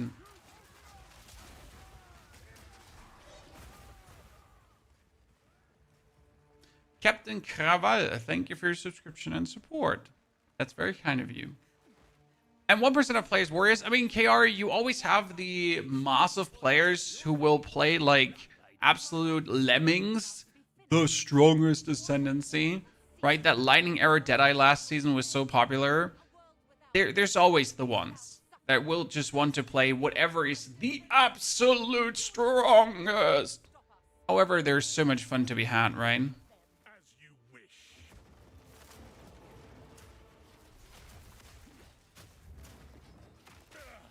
Utopia, not be stopped. And you're dead. That was a very quick fight, Chan. Divinity disgraces the world. No one is Poor Benedictus. way of hope. You get absolutely slammed here. You're really trying. Yeah, people think they take the strongest class and then they're automatically strong, but they don't know how to play exactly. Also, a lot of these classes only become like super ultra strong later on, and only because they're strong doesn't necessarily make them fun to play. Like, I personally find Lightning Arrow Deadeye Raid one of the most boring ways to play. Like, I just rather watch some paint dry, right? Watching paint dry is actually a good activity.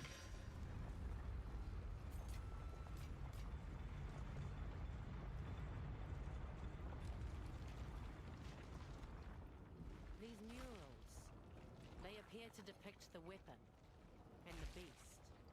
Who made these? The ones that came before. And now we're almost done, and then we can do the Interlude Acts. That was actually a really quick playthrough of the whole Act 4. All roads lead here.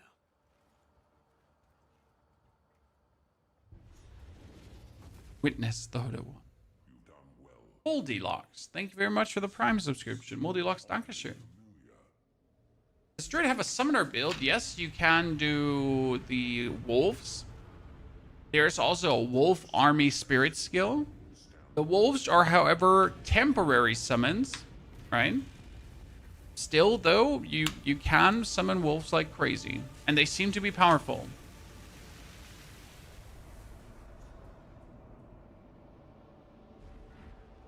Behold!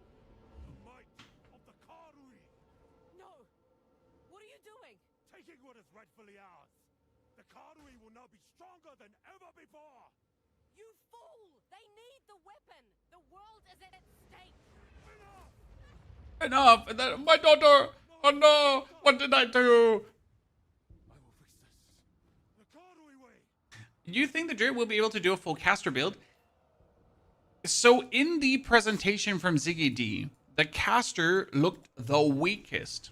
However, this is very important to say. The Act 1 presentation that we made a video about yesterday as well. Come on, brain, say it the right way. That was recorded a week before the reveal. So all these testers that get to test the Druid a week before the reveal, a lot of things get changed. That was too weak. A lot of things that might have gotten changed already, that was too strong. So what we saw there is definitely not what we will get, right? We will get an approximate of what we've seen there, something in the direction of what we have seen there, but we will definitely not get the full thing. Oh, that is 14 to 33 physical, Chad. Damn. I mean, I could do the electricity on top, right? And then we could exalt this and hope that we get the physical multiplier. Right? No, we got it. We got it, Chad. However, is this going to be more damage? Because my old one is 107 to 86, right? If I now quality my new one up, it will have more physical damage. Still, though, the bombard crossbow gives me one more grenade. I just want a new crossbow, Ryan. The moment where you don't actually care if it's that better and you just want to have a new crossbow. I'm a simple man, Chan. I just want a new crossbow.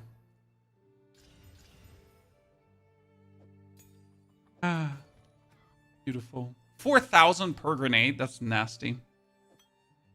Beautiful. I love to see it. Are you doing the streamer thingy part-time? No, I'm a full-time streamer. Full-time content creator. Have been for 11 years now. Actually, we're in year 12.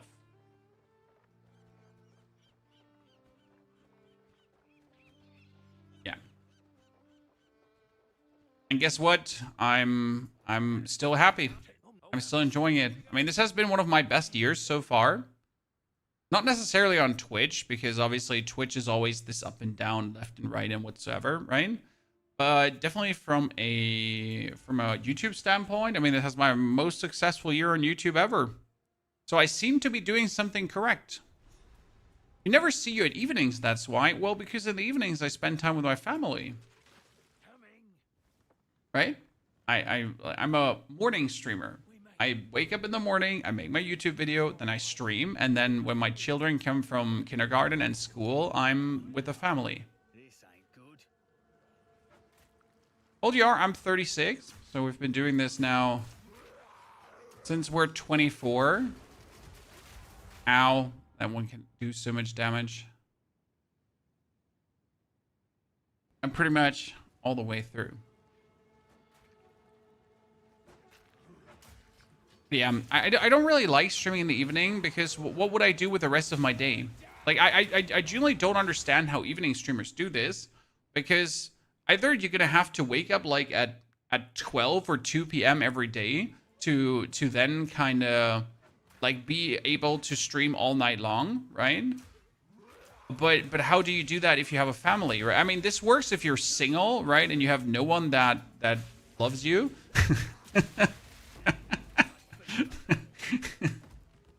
Then you can probably do it, right?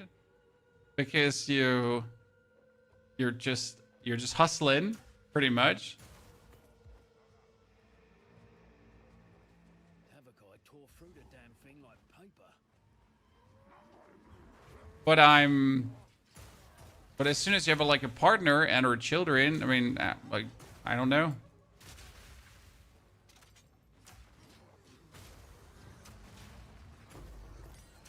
Imagine that to be vastly more complicated.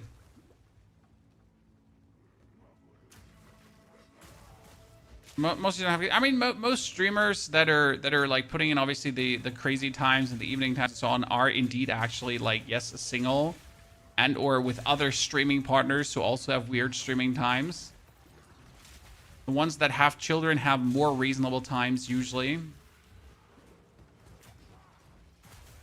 I mean, then we also have my old guild leader from back in the World of Warcraft times who did not seem to care about his family, right, at all, because he was there every evening for I don't know, way more than me, and I had school. But hey, no, it is what it is. Is this game available on mobile? No, sadly not. Wouldn't that be great if Path of Exile was available on mobile as well?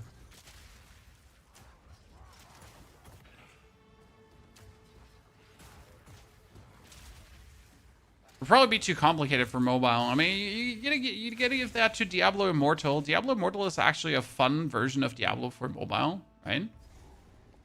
I really like that. What's your age demographic of your stream? Old. My age demographic for the stream is old. You're old, chat. You are old. Listen.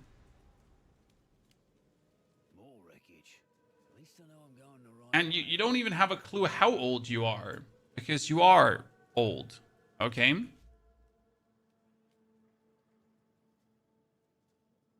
So this is our demographics for the stream. We have 13 to 17 year olds, 0.4%. We have more 65 plus in here than we have young people. I call that a fat W, okay? This is my community, and this is this, you know, my community is a bunch of old farts. You, sir, and ma'am. I mean, imagine seeing Dr. Disrespect's demographic, you know, a bunch of 14-year-olds in comparison, instead of a bunch of 65-year-olds. Guess what? I guess I'd rather appear to my 65-year-old community than to the 14-year-olds. But that's just me. You know, everyone is different.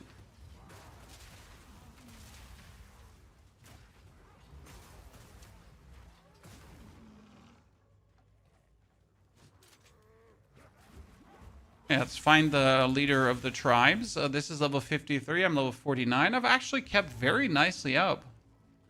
in my level department. Now we're going to clear out this house, because I think clearing this house is important. Because there are so many chests in here, right? I feel like if you miss out on this, it's a mistake. Because you like, there's potentially like killer upgrades waiting for you, right? You get the golden chests, and you get the blue chests on top.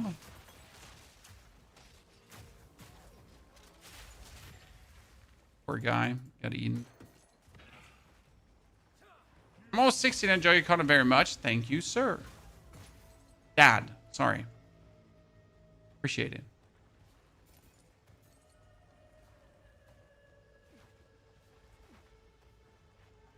Yeah, we have an aged community.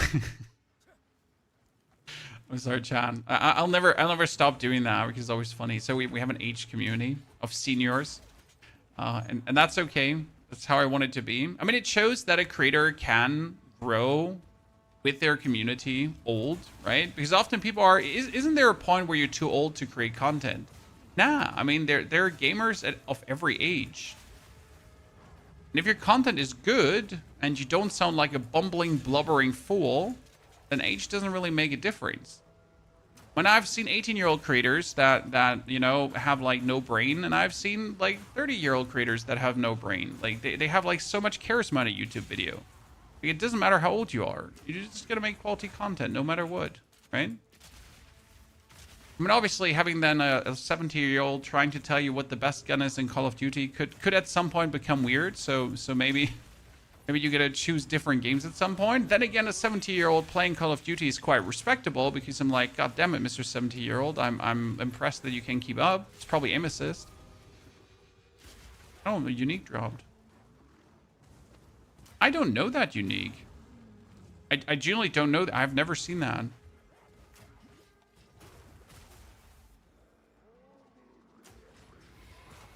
$73 here, you youngster. Steven.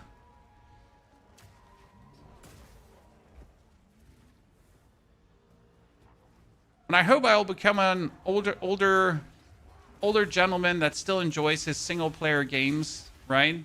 It doesn't try to compete in multiplayer games against younger people with vastly improved reflexes and needs aim assist to keep up. Then we're happy. So, like, now that we have arrived here at this point, it's time to get some defense into the build, right? Finally in Act 4. We might think at least about a little bit defense. But very slowly. Love ARPGs. I actually don't even like ARPGs, right? I just enjoy Path of Exile. I just like Diablo 4 2, for example. But I don't like, if you release an ARPG, I'm not automatically like, I need to play this, right? Unless it's actually a good game. It's different to Souls-like games, though. If a Souls-like game releases, I need to play it. No matter what it is, right? I don't care. And if it's a Souls-like game with Hello Kitty in it, I'm like, bring it on.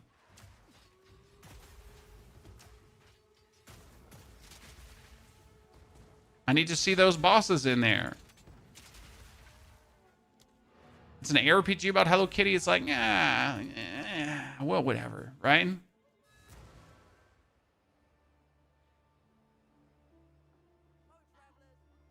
You mainly play D4 and POE 2? Yes, because I like these two games, right? Nagu? It's not because they are ARPGs, it's because I think they're good games. Right? I don't play a game because it has a tag on it. Specific. I play them because they're good. That's a lot of armor for an armor. Yeah. Makes sense. Okay, we can finally put on the bonus potion. That's good. We can finally put on the bonus potion. We don't have a tier 5 gem, which is sad. Only sad about no tier 5s. We could go for some armor breaking into scavenge plating, probably. Some Last Epoch. I never get like really warm with Last Epoch. I mean, I like making builds in it, but I don't like playing it. You know? So if you would give me like a Last Epoch trainer where I could just make unlimited builds, right? With max level characters, I would do that.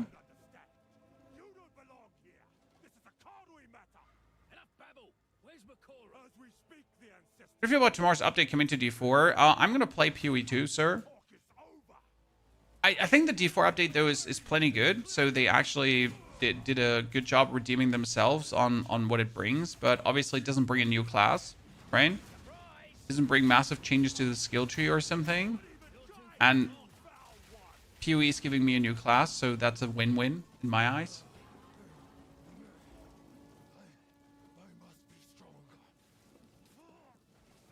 POE, Last Epoch is good, but they are in a dark path. Honestly, I feel like if POE, if Last Epoch would scratch the whole game and make Last Epoch 2 in a new engine, it could work. But I simply don't know if the studio has the funding for it, right? Because for me, like, it's just graphically and engine-wise too old.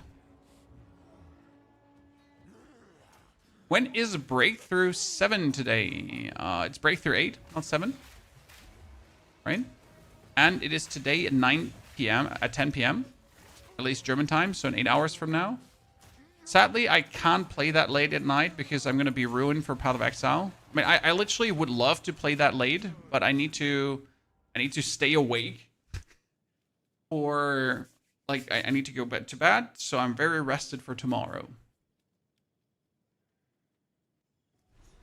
Game Awards, when do the Game Awards actually start? Because I didn't pay any attention to the Game Awards. They don't understand. You don't belong. You think they'll Shadow Drop Crusader Paladin? No. No, they won't. As we speak, the ancestors heal. I don't know how those rumors even exist.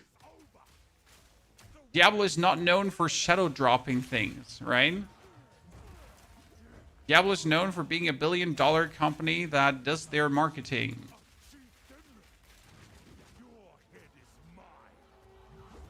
And having you pay for everything as well, you know? Why would they give you something for free when you'll pay for it?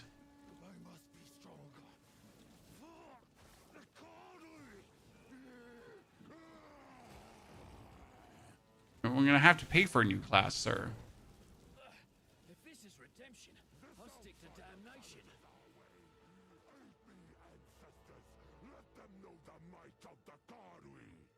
8 p.m. EST Game Awards? Oh, damn, I'm gonna sleep.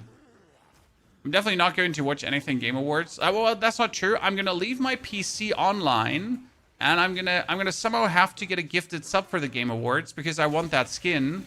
Right? There's a bear skin coming, Chan. Tokohama, give me strangs.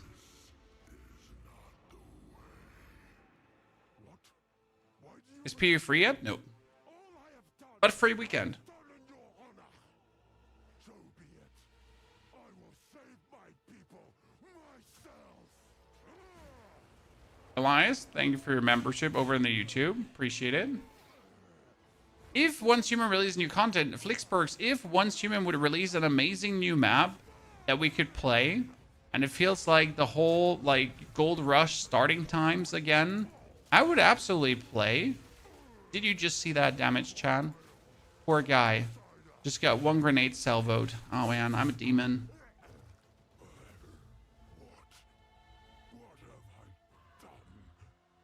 Poor Tavakai. I believe so, but we have to move quickly. You must relinquish the weapon. Do what you must. It's one of my favorite scenes. He shrinks him down. What happened there? We threw grenades at him, and the explosive grenades, they explode twice. So we get the gem that makes grenades explode twice, and then we have another chance for grenades to explode twice. So we pretty much have that explode, and then explode, and then explode, and then explode, and then explode, and then explode, explode, explode, explode, explode, explode, explode. Right?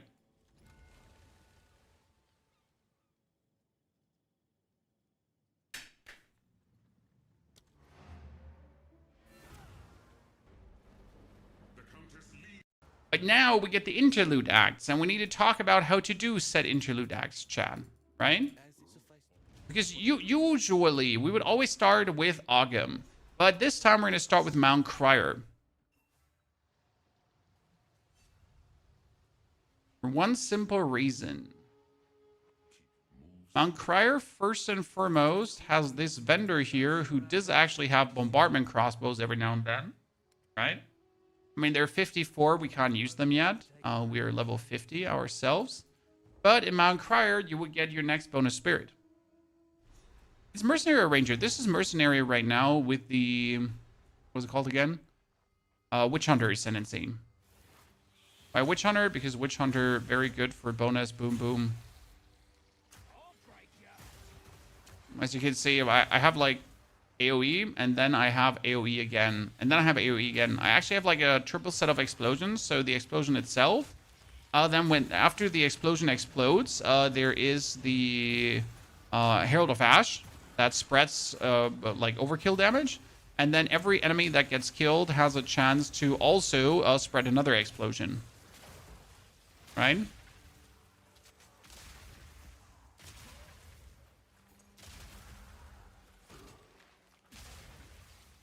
Okay, now we're hoping to get ourselves a nifty bombardment crossbow. But again, we're not going to finish the act, okay, chat? We're just starting the act. For the sake of getting ourselves the bonus spirit. And then we're actually going to jump out of Act 3. Oh, hello there. Give it to me. Has crafting changed in POE2 in the last 6 months? Did you play the Abyss crafting? Because the Abyss crafting is insane. I mean, currently with the essences and the Abyss crafting, you can make a very good deterministic weapon easily. I mean, all my characters have like high-end crafted weapons with like thousands of DPS. It's so simple. And you just need to have a good blue base and then get an essence of abrasion, and then essence of abrasion together with the essence of battle, and suddenly you have a +6 to all skills with like 800 damage like crossbow or something like that.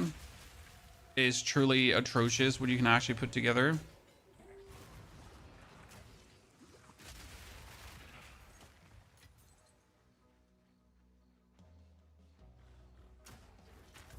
You get an essence of battle. Well, with the right Atlas tree, it's not really hard to get these essences of battle or anything. Right? I see here another essence of electricity. So if I now get a bow, I could add, again, 80 damage to it. That's also why you always take every essence. Essences are just literally broken. Right? Oh god, I'm gonna die.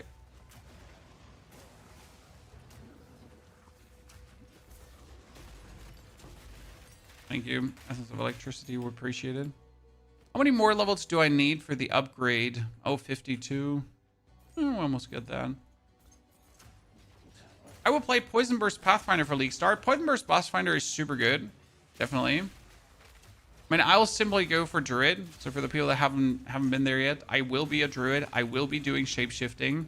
I'm not necessarily intrigued in finding the best build on my first playthrough, right? That's for playthrough number 2.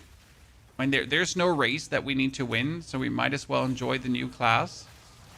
It doesn't change the fact that we're going to be moving swift and smart through the campaign, but we also want to use the whole league mechanic while we're leveling, right? That's very important to me. Like, if there's a league mechanic that you can use while leveling to make leveling simpler, then you should use it while leveling. And you shouldn't wait until the end game. Right? That kind of doesn't make any sense.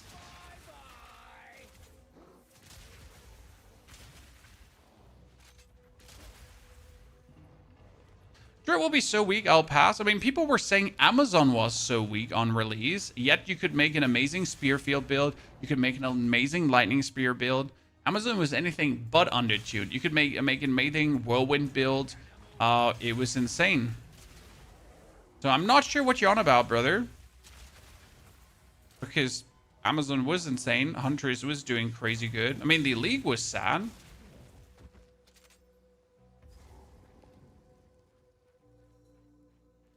He is Marion Wisp League. There was a bunch of sadness.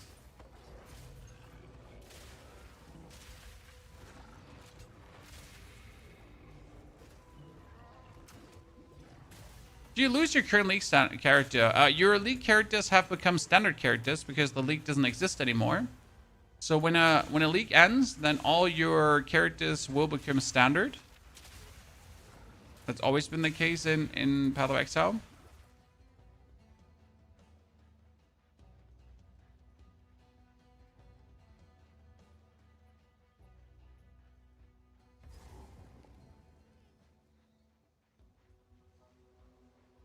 kin died by the spirit's will. You'll die by mine. Are all Asmerians sane, or is it just you? You defy the See, like we kill her, and then we get the bonus spirit. strike and offering. Okay, she kills me, and we don't get the bonus spirit. What do you think about the new mortar change? Is still viable to play? Yes, definitely still viable to play. However, there is that delay now between you and putting the mortar down. I don't think it's going to impact the build too harshly because, let's be fair, you literally put the mortar down and it instantly started blasting. Like there was no wind-up time between those. So I can understand them actually introducing a wind-up time because it was kind of crazy. Like let's not kid ourselves here. The way how mortar was moving. Oh wow, I'm finally feeling that I don't have any defense. Mountain Drew, thank you for the 9 months of support in total. Mountain Drew, good to see you there, partner. My kin died by the spirit's will. You'll die by mine. So what we have to do is we just have to kill her before she can like land any attack that might kill us, and then we win. Winged fury. Oh, or actually just luck out and survive the hit, right?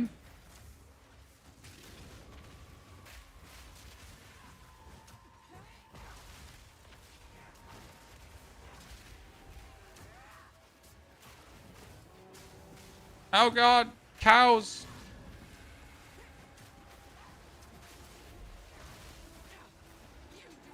I've never fought her this long. That's crazy. Because I usually take this as the last one, right? And now it's intriguing for the rotation that we take her first. We're weaker than we would be, right? My kin died by the spirit's will. It's definitely noticeable, but I still think it's more opportune to do her first than to do her last because I want the spirit. Everyone can survive that. You defy the very spirit itself. I guess maybe I should visit Act 2 for now. If I visit Act 2 first to get myself a new if I visit Act 2 first to get myself a new crossbow, I still need to get level 54 beforehand. And I'm not level 54, right? I'm not even close to level 54. See there, GG. Okay, well done.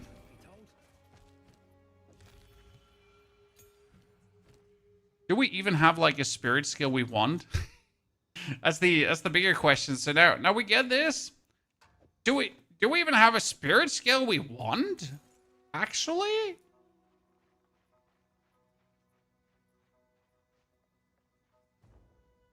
Shira, how do you have millions of gold? Shira, I just played the game. Like literally, I just played the game. So now that we have this done, we're gonna teleport to the glade and then to the bazaar. In POE, you can WASD and aim. Yes, that is one of the staples of POE, to be honest. I'll make it worth it. Outstanding. Hunt. Any beasts about? Anything catch your eye? Be strong. It's very good for crossbow, like for any ranged based builds. They heavily profit from the moving and shooting at the same time. That's a lot of max life, but that's also a lot of damage. However, I guess we gotta take the max life once in a while. Makes me kind of sad, because who wants that?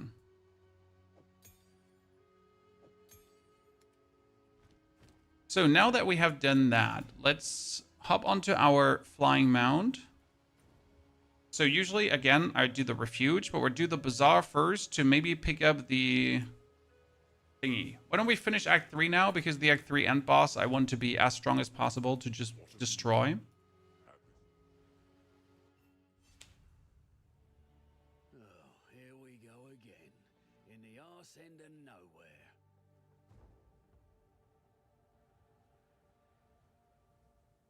Kari crossing. This one will also give us like the best ring, right? The interesting part about the Act 2 here is right now, my rings, that's a level 12 ring, that's a level 26 ring, right? My amulet is also like a low level ring. So I have these rings and I have these amulets and they all suck, but this Act 2 instantly gives you like killer ring, killer amulet, killer gem too. It's like really worth it to actually do this. after getting the spirit. I mean, optimally, you would have also gotten like a spirit gem that you can actually use, but we'll see. How can you move? These are the interlude acts. The interlude acts are optional in the order you do them in. So here you can actually choose what you want to do and how it vibes best for you. And there is definitely an optimal and unoptimal way to do things.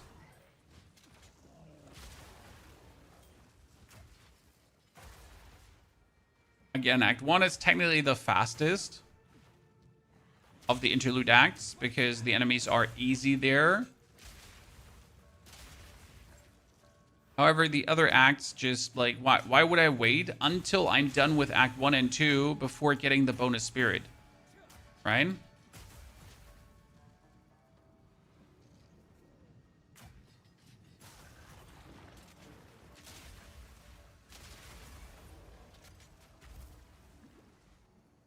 So I have like 40 spirit left over, and as soon as I get like level 52 or something, I can use that spirit as well.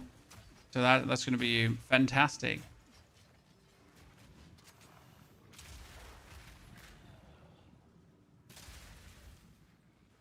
To reach level 56, we can instantly use the Essence of Flame. That would be bonus fire damage. I mean, electricity is better usually because electricity just goes higher. Oh, wow. You just booped me with your little funky arms. If you want to roll a Minion Infernalist or a Druid Bear, well, you can always roll a Minion Infernalist, but Druid Bear's new, sir. And the question always is, what do you have to lose, right? Or so concerned about their starter, but like the main question, what do you have to lose starting something?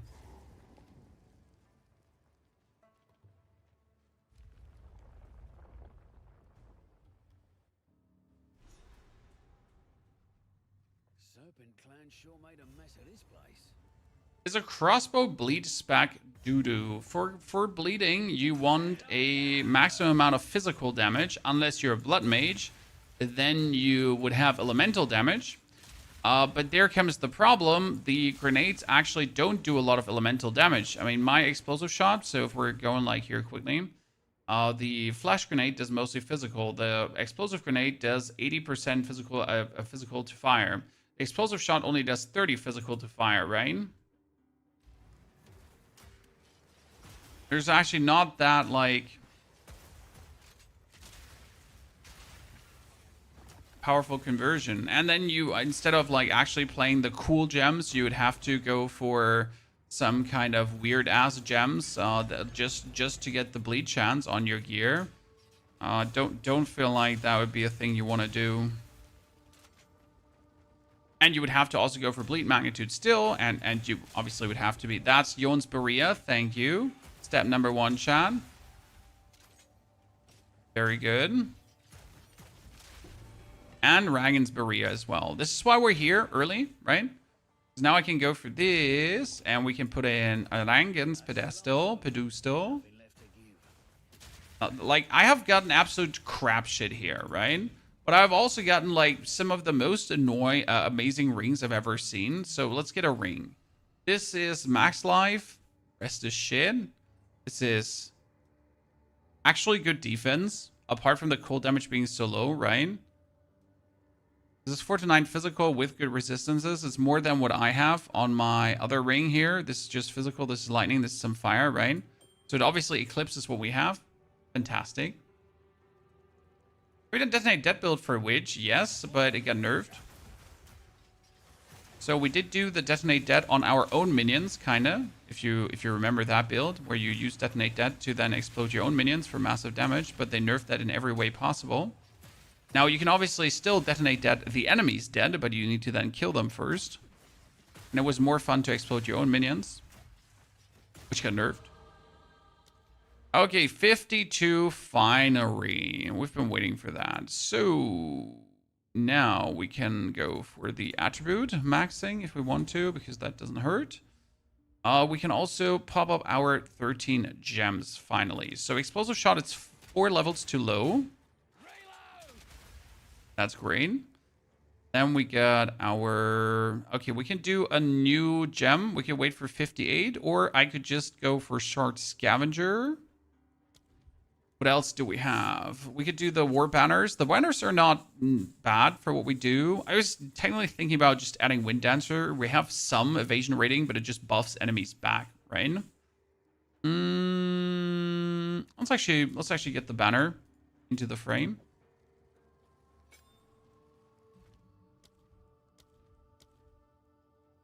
And we have 10 spirit left. We could go for...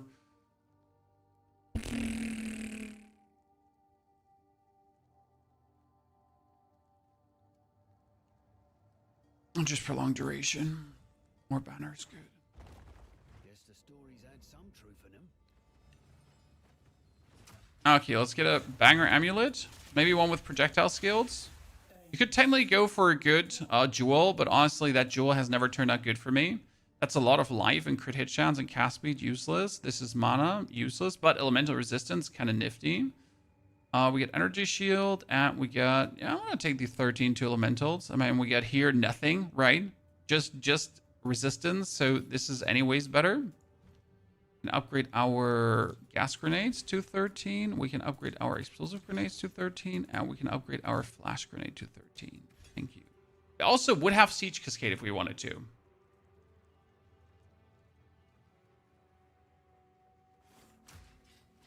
Different criteria, is it fun? I mean, the Detonate Debt build, I think it was more like they nerfed the wholesale minion HP. So it's not like that they ruined Detonate Debt per se, right? They just nerfed like a lot of the minion HP things, and it was maybe getting out of control when it comes down to minion HP. It's obviously sad when a build just vanishes from existence. I'm just never happy about that. Like, no matter how strong a build is, having a build just completely go away is just terrible, because we like playing certain builds, right? We are happy if certain builds are there, and if they are completely go away because they were not working as intended or too powerful, well, it's just never cool. I win, you suck.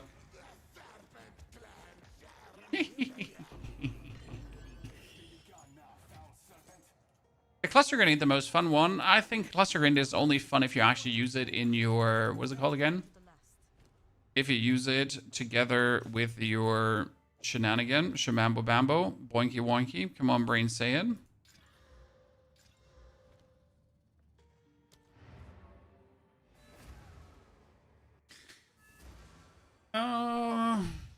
Yeah, brain is lost. Brain doesn't know what it wants to say. Literally. Complete brain fart. Totems. Yes. That's what I wanted to say. Totems. Then it's fun. That's a lot of armor.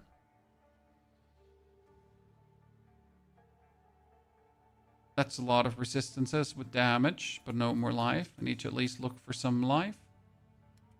This one does have the crossbows I'm looking for, but we still have to get to 54. So let's kill some nerds.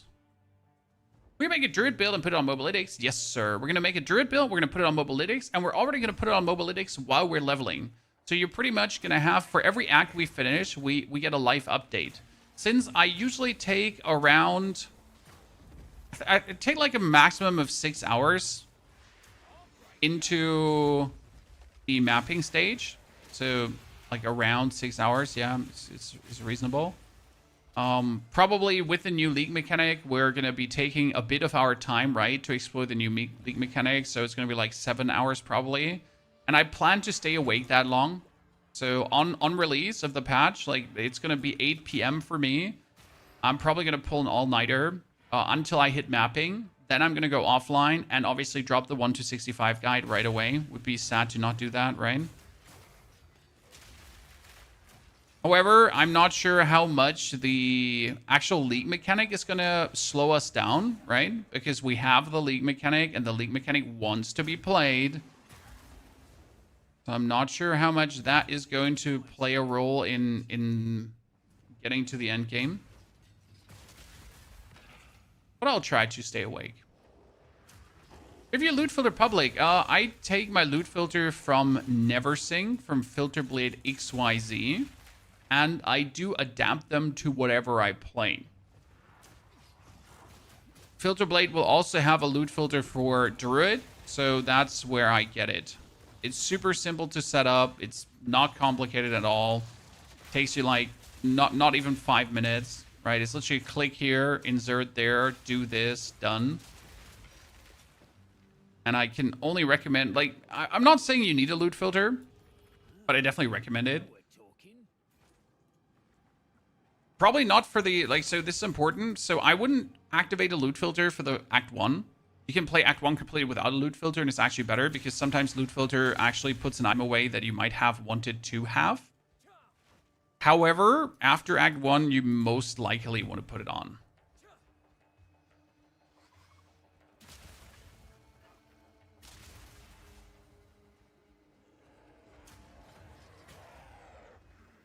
First time I see you in real time. Howdy, partner.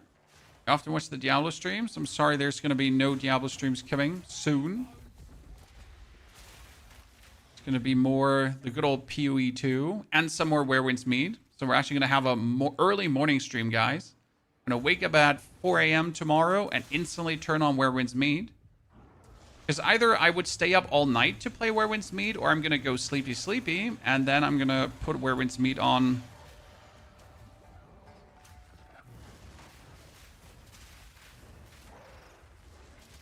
Oh, come on now. You were dead, and your stupid friend saved you, and I don't like it. And that's why you're going to have to die now as well.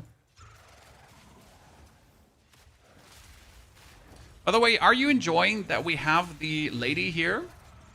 Because otherwise, if you don't have the lady here, you have to wait until you actually hit the Trials of Sekhmet, right? To 3 before you fight her. And that can often lead to you, like, not even knowing how to fight her. Is the explosive shot build hardcore viable? Yes, but you shouldn't follow the skill tree. So, my builds are all made in softcore, okay? Right now, I pretty much have minimal defensive notes, right? I have 1, 2, 3, 4 defensive notes. That's it. I like, so we're level 52, and I have taken 4 defensive notes. Reasonably, I would have taken more, right? Reasonably, I would have gone over this to get the movement speed. Reasonably, I would have probably gone, like, here to the side to get more armor and evasion rating when on low life and that kind of stuff, right? I would have taken, like, some more of that. But I don't, because I play softcore, right? So I don't give a flying fart about defense. So yes, it's hardcore viable. Grenades are definitely hardcore viable because you have the flash grenade, for example. If I move through a map, it's always by just flash grenading things, right? And then, like, whatever enemy comes in your way is just flash grenade, flash grenade, flash grenade, get fucked, flash grenade, get fucked, flash grenade. It's just too useful to not. Gas gives us fire exposure. No, we don't need that. Persistent ground is also bad. Commiserate wouldn't do anything. I mean, there, like, we get elemental armament on it. We get corrosion. We could pull multi-shot on it. What's the hold up, Chad? Just put multi-shot on. So we're finally at Torbig, chat, and Torbig does sell amazing wands, and you should check here on a playthrough because you could find a wand easily here that has tons of +2 chaos damage or whatever. So you could just buy a random wand here and just put it on the market, right? I've seen up to +4 or +3 at least, and he usually sells good rings too. If you're lucky, you might find your ring of rings, right? You can also return to him after leveling, and he has different inventory.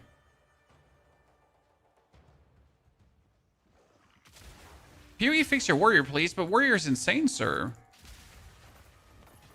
I mean, obviously, warrior still is not as good as the ranged. Yes, that is true.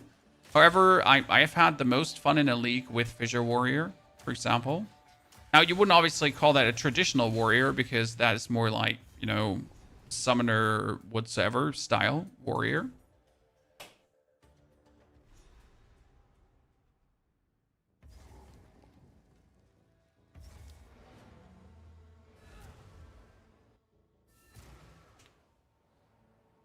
Yeah, Warrior has some of the fastest campaign times. Exactly.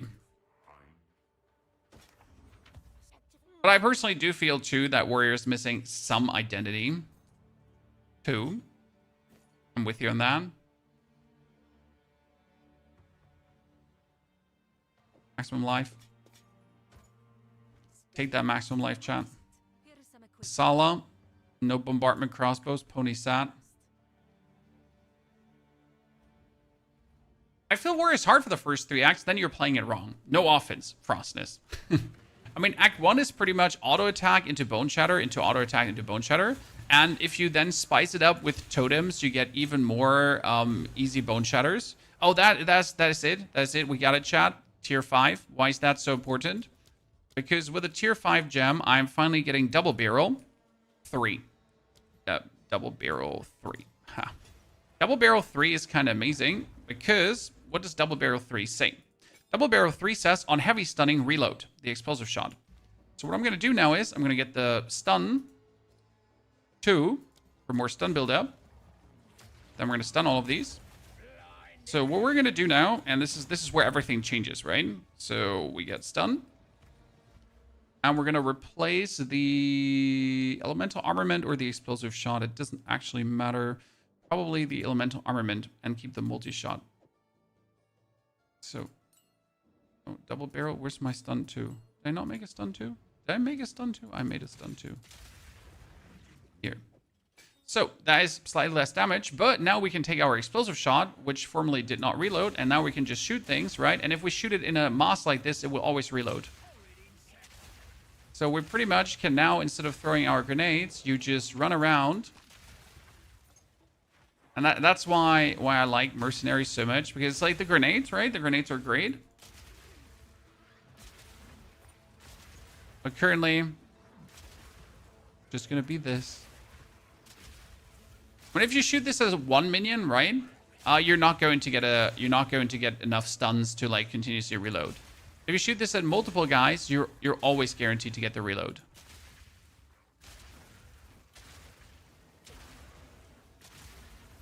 And we're pretty much just having the grenades now for elite boss clearing, pretty much.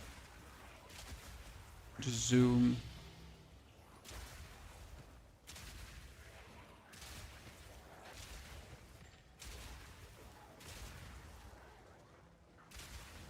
Lightning Arrow is missing single target. I don't think Lightning Arrow is going to be missing anything. Lightning Arrow is still going to be the OP shit it has been before. Explain tech again. The tech is also listed under our explosive shot Deadeye. So this is like a fixed tech that you can easily replicate. What is happening here again is, so you have explosive shot, okay? Explosive shot has a double barrel 3. Supported skills reload automatically when heavy stunning. Then we get bonus stun build up. You have in here bonus stun build up. And then we have here too bonus stun build up. So we have tons of bonus stun build up on our shot that we're pretty much guaranteed when we're shooting someone to stun them. And since we have multi-shot, we're shooting more than one explosive shot, which means the first impact is most likely going to stun. If the first impact doesn't stun, then the second impact will stun. The second impact doesn't stun, the third impact will. And this is a nice staggering awesomeness that leads to me just guaranteed winning. Now, obviously, it works best against white trash mobs to clear, because they're gonna die, and then they're gonna get heavy stunned, and then with another shot, I can clear up the rebel. If I, for example, wanted to clear something like here more persistent, like these guys that are rare, then I'm gonna obviously get my grenades out and just finish it off.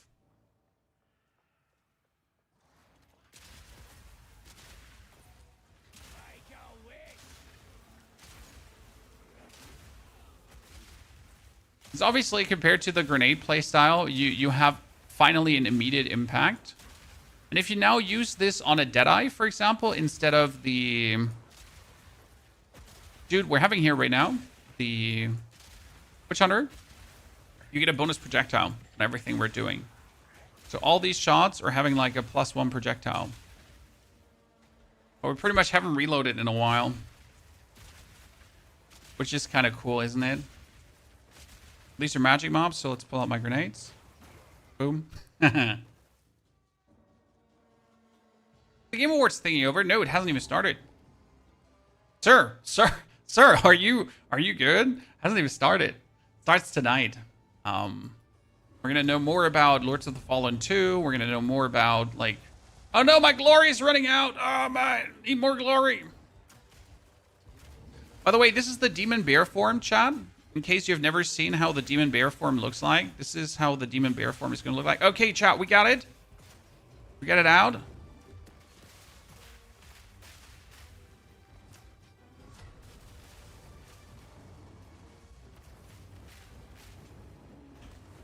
I think he would have actually died to the grenade. Galvanic shards? Oh, galvanic shards are great. But there are no, like, what's it called again? There are no cool grenades. Come on now.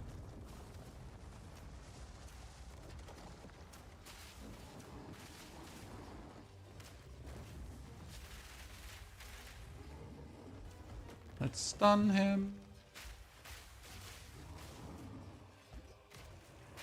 I already missed my... Hey, sir, I was rolling through you. Will this build be good for endgame this season? Nothing has changed about this build, Killis. So the explosive shot is the same, the grenades are the same. We're potentially getting new support gems that might even make this better. And if you're playing this with a Deadeye, it's actually stronger than ever.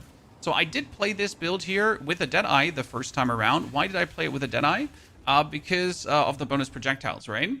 And not only because of the bonus projectiles, Deadeye is also getting a skill called Mirage Deadeye. And they reworked Mirage Archer. So not only are we getting Mirage Deadeye, they also reworked Mirage Archer.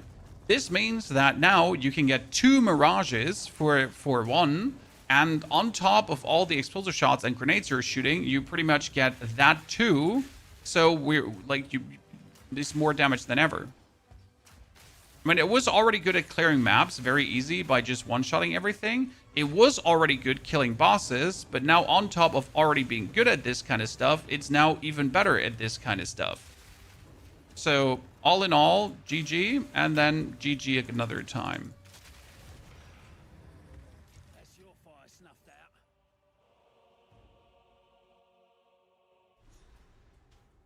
What do you think about the voltaic grenade? Voltaic grenade. Don't personally use it. Never used it. Because you already have so many grenades you're throwing. However, this is why the Mirage Deadeye is so interesting. Because if we now had the voltaic grenade for the electrocution build-up, you would run around with the Mirage Deadeye skill. You would shoot your skills, right? And then as you're shooting your skills, you would summon a Mirage copy. That Mirage copy, you could just give the voltaic grenade. The Mirage copy would then shoot the voltaic grenade. And set voltaic grenade has a chance to obviously shock the enemies and build up electrocution, which would then seize them up and they couldn't like hit you. So you could have a bonus crowd control on top of what we're anyways doing. Just like that. And more DPS. So kind of nifty.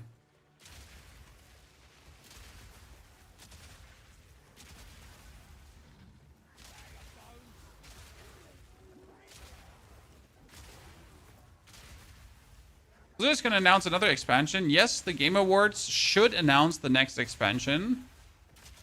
So I'm going to be busy tomorrow if that gets announced, right? But I really can't stay up for the Game Awards. I'm going to have to wake up and be like, what did I miss? What happened?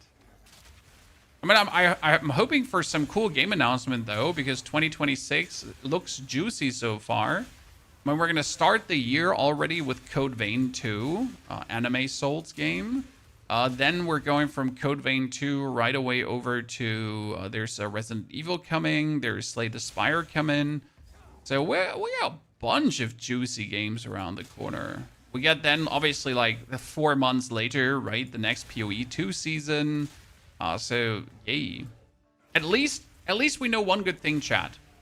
POE 2 and Diablo are not going to cross next year again. Because POE 2 is 4 months, Diablo is every 3 months. Okay? So right now, we have Diablo and POE 2 sitting on each other's nuts, right? Which is sad, obviously. But that means in 3 months, we're going to get the new Diablo season, while then another month longer is the PoE 2 season. So I think that's good, right? There shouldn't be like a clash happening anytime soon until they clash again. No GTA 6 gameplay rewrite. I'm actually not going to be doing GTA 6 on this channel at all because I have like so much interest in that game. Personally. I just hope that other games will be released around GTA 6 so I'm not stuck and have to play that. Because I really don't want to.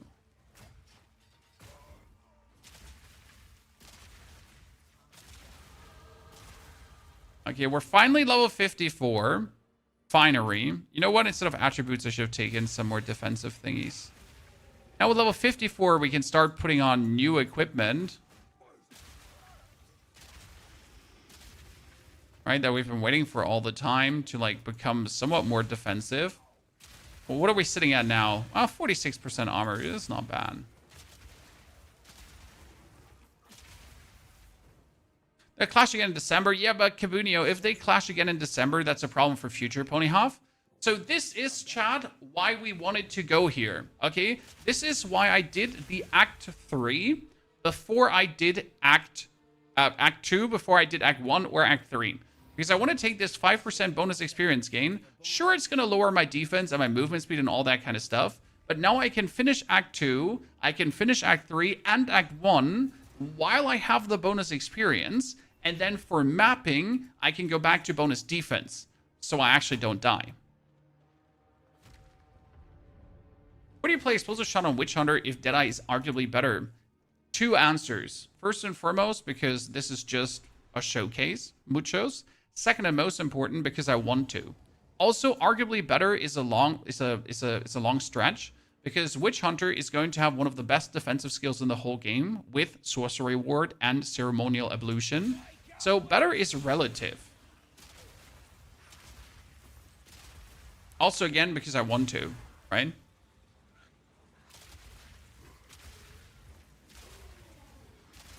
I mean, I do things because they're fun. And if I want to make a good Witch Hunter build, this is a good Witch Hunter build, right? Oh no, my time is frozen.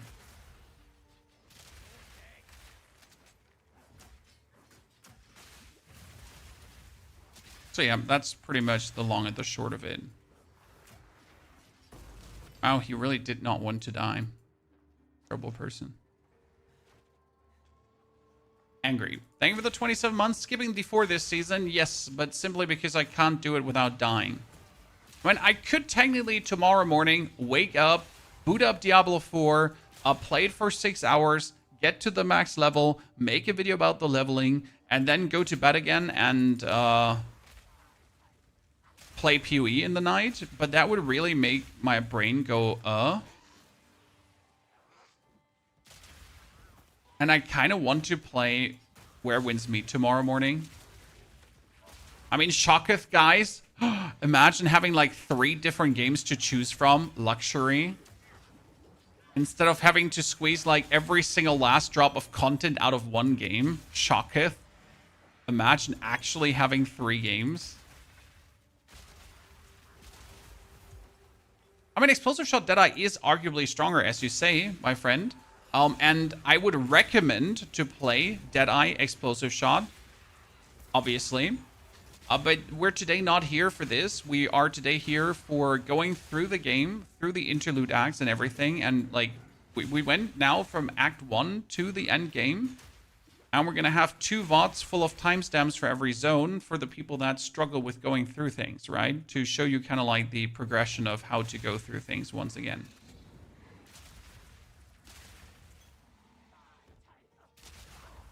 Ranger Poison. The problem with Poison builds is they take a while to become really good. Okay. And the real strength of a Poison build comes online when you get the Plague Fingers. Because the Plague Fingers turn every damage you do into Poison Magnitude. And that's really very powerful. So we, for example, did a Poison Ranger Pathfinder with the Poison Grenade. Or like you could also do the Poison Burst Arrow. But we did it with Poison Grenade because I wanted to. Very powerful. But we were pretty much a grenade merc for the longest time until we could then make the poison go properly online, right? It was more or less just a normal grenade merc until we then fully focused on the poison.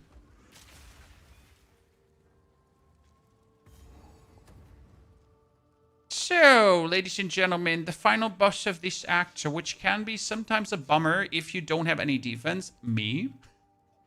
Because he's quite annoying. But I love him from a design standpoint. He's cool. I play Warframe, POE, and Genshin. I just picked up Arc Raiders as my 4th main game. Oh, some good collection of games, sir. Did you try out Where Winds Meet yet? I'm gonna have to ask. This is like my standard question now. Like, did you play Where Winds Meet yet? No, you haven't. Oh man, you have been missing out. Because seriously, you have been missing out, chat. Reverse the flow of time. Interesting part is, he just called him out of it, and he was like almost ready to get stunned, right? Oh shit.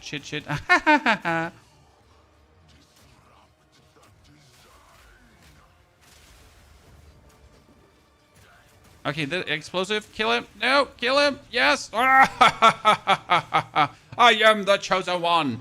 I came here to knock, and I knocked him.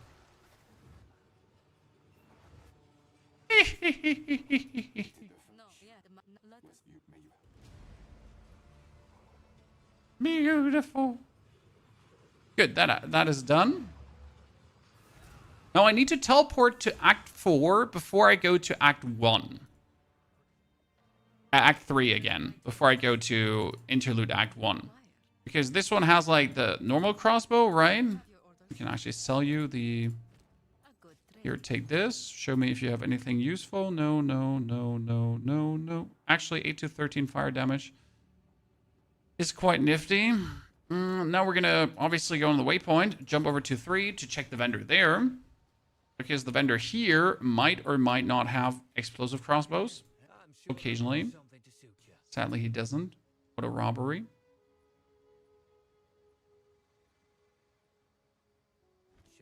And then we can finally finish the first act. Now, refuge, get me to Ogum. What is the best non-druid place I can level with from the druid starting skill tree? If you go from the druid starting skill tree, you technically have here melee damage. Obviously, the skill tree is going to change, right? But you're going to have these nodes here. These are going to be melee damage, and then spell damage. You do have attack damage nodes, and you do also have attack and physical damage nodes here. Probably Warrior Bone Shatter. Like, if I would have to guess, you're a druid, you're going to be a strength intelligence main. So Warrior Bone Shatter would probably be the easiest to play, and then go like for fissure, totems, that kind of stuff. That would be a very simple playstyle to actually like go through the campaign. But obviously also do grenades, but you don't really have any projectile stuff, and you rely on all the attack damage stuff then, and pray that it works. Right? One thing I forgot. Chat, look at me. What a doofus copter. Because if you actually finish the Karui Bazaar, this is something I keep forgetting. You have to talk to Rizu. Because she gives you a skill book. Yeah. What the cluck? I know. How did you not know that, Chan?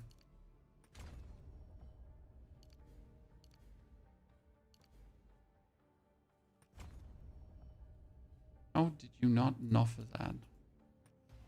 So finally, I'm a tank. Or tankish. So what do we do now? We started, again, for the people that just joined, we started here.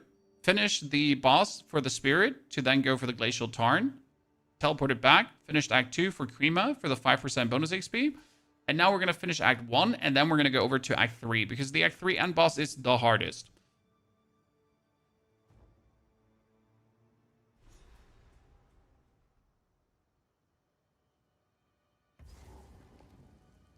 The Well of Souls disappeared on the map. Well, because it's over.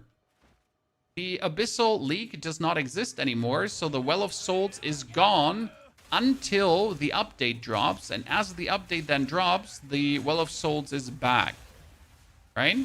But since Abyssal League isn't a thing anymore, you can't do the Abyssal League stuff until the update hits, right? Because then the Abyssal League will be part of the Standard League and part of everything, and you can once again use your Abyssal stuff. This is probably very confusing for new players that haven't like ever been there for league change, right? So you're like, what? Why is my league stuff gone? Well, because the league is gone, right? No league stuff.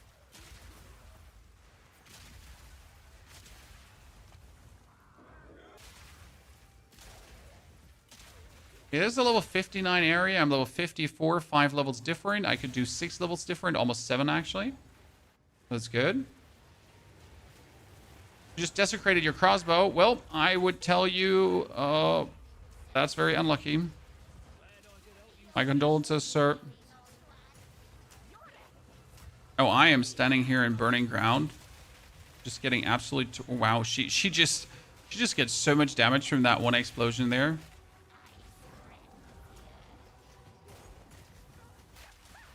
Okay, lady, listen. Yeah, thank you. Okay, 1, 2, 3, 4, 5, 6, 7, 8, 10.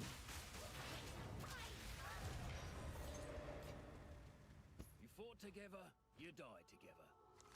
Oh, that's a good one. That's better than what we have, especially because it boosts both, right? So finally, we're sitting at somewhat kind of defense. You only have to wait until tomorrow, then you can desecrate your bow again. But also, like, I mean, your standard character like doesn't do anything for the new league, just FY. So you might want to, you know, you're gonna start from level 1 anyways. Don't fret, don't sad.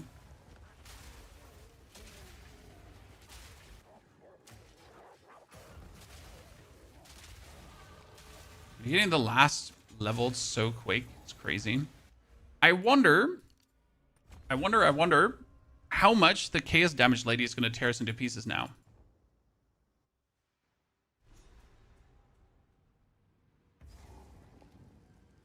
Because wait, we get like the lady here, right? And she's a menace.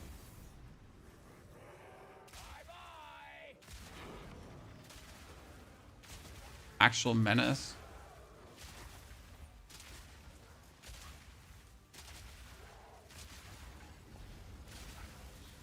On this map, always outside rotation, right? What else are you gonna do? Do you actually ever run through the middle of a map, Chad? when you're scanning a zone, okay? When you're looking for the objectives, do you ever run through the middle of a map?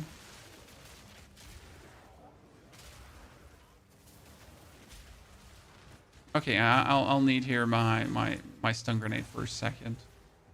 Too many annoying dudes.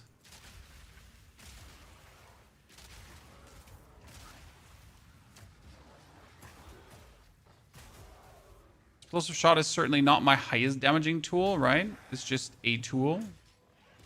My grenades are the real damage. I mainly use the explosive shot just to clear rebel. That's enough for mapping, right? Mapping is 90% rebel with then the few exceptions. This changes obviously when we now get a new... We get a new...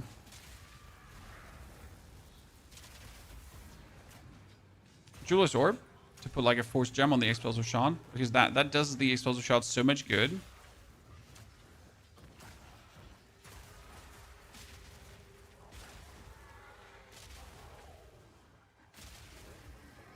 So nice playing the game without Abyss, but why, sir? The Abyss is so good. I am so mad that we don't have Abyss right now. But you're actually replacing the Abyss for Temple, so... technically, the Abyss was at least on the map, so you had something to do on the map, right? Without having to leave the map. Now, if you're looking at the temple, for the temple, you actually have to leave the map to then go into the temple, to then finish the temple, to then return to the actual content you've been doing. to then go back to the temple, to then do the temple, to then return back to the Ashikana. You have to, and rinse and repeat, right? That's something you have to keep in mind.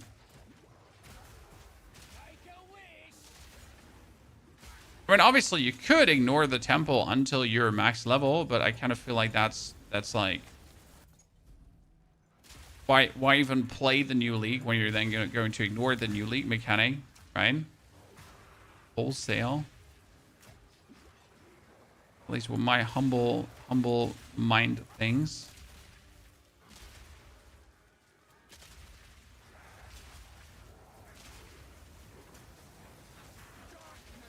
You're gonna get the 5th slot on your gems? Well, you're gonna get the perfect... What's the perfect Jeweler's Orb? Perfect? Yeah. Okay, lady, listen. No, like, jumping out of my explosive shots because I need you to just suffer them, okay? I wonder how good the quality improvement's really going to be, chat, by the way. Because they promised us better performance, but I'll believe it when I see it, right? Generally, the promise of better performance is always taken with a grain of salt. Especially the actual performance increase they've also shown on their stream was like a performance increase of 20 frames. So if my frames drop like from 200 down to 40 because of explosions, right? What is 20 frames going to use me? I mean, still better than nothing, but you get my drift. It worked. They will guide you. The only thing I'll do is ignore ascendancies. I'll do the 1st, then buy the 4th on TFT like every other league. I don't even know what TFT is, but that seems kind of sad, sir. I mean, ascendancies are part of the progression. They're part of the fun. You don't ascend yourself. Something about this grove gives me the creeps. Bye-bye!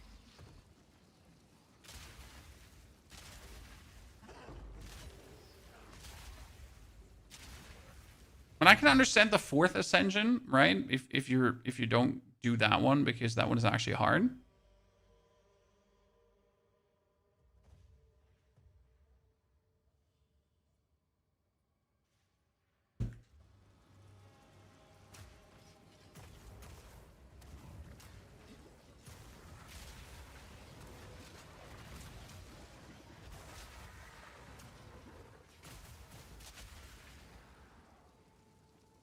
Ascendancy stuff in PO2 sucks. I disagree. But that's just me personally. I actually like the Trouts of Sekimus. I hate the Trouts of Chaos though. You can hunt me with the Trouts of Chaos.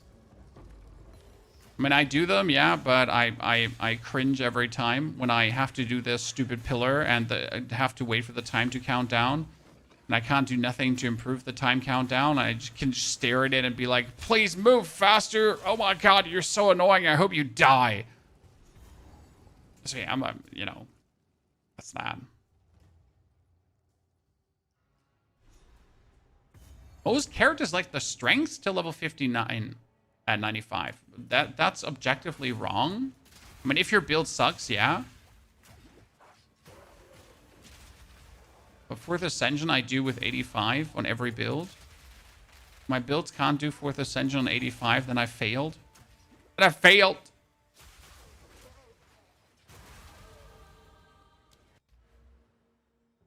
I'm sad. Okay, we have the defense. What do I want to juice into a little bit more? Ah, my attack speed on the left side. Thank you very much for reminding me, chat. Some good area attack speed notes that you can take for...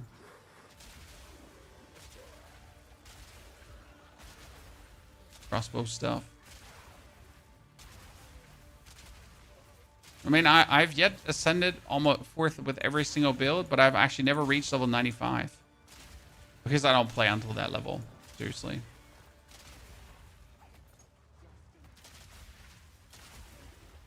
I'm thinking the Druid tree is going to make the Titan Ascendancy way stronger by having ES nodes on the tree near Invincible Last League. I mean, you don't even need the energy shield or anything, right, Jared? Your, like, Titan is in a very good spot defensive-wise. You get the armor, you get the elemental damage, takes care of the whatever shaboinky boinky. So Druid is in an absolute healthy spot and has been now for quite a while, and I like it that way. Okay. Here, lightning damage. Fire damage. Even more. Druid has been a very warrior has been a very healthy spot. I mean, anyone that really struggles with the warrior defense right now just simply doesn't know what they're doing, I guess. Which is okay. Happens. Sometimes you just don't know what you're doing.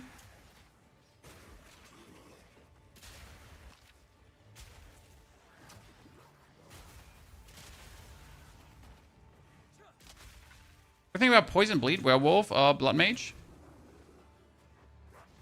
Blood Mage should be easily able to do a Poison Bleed Werewolf. So yes, possible. Certainly.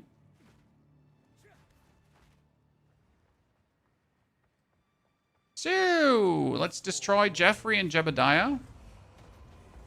Usually we focus on Jeffrey first because Jeffrey has fire resistance, while Jebediah can be had by other stuff. Okay, we got him together, chat. Yeah. Little shits.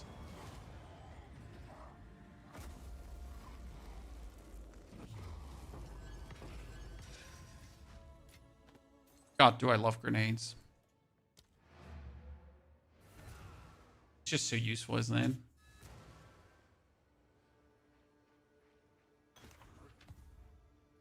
So we got a 490 plate armor. We get gloves that have cool damage, but 129 life. Jeez. What have we got? Give me that 129 life, sir.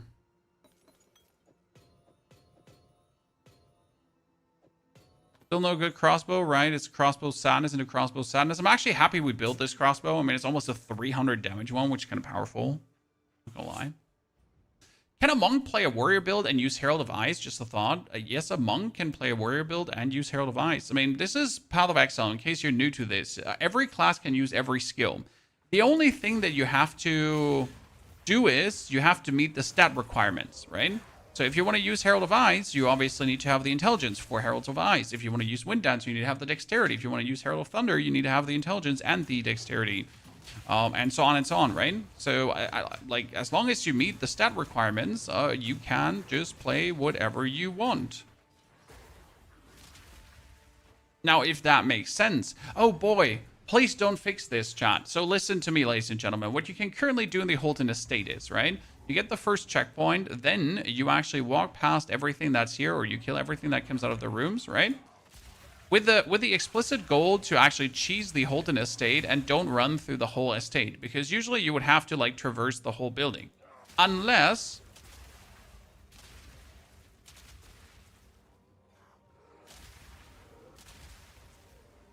you just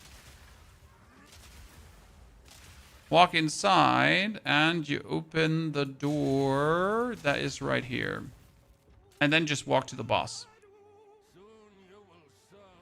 I wonder if that is like still going to be possible to do in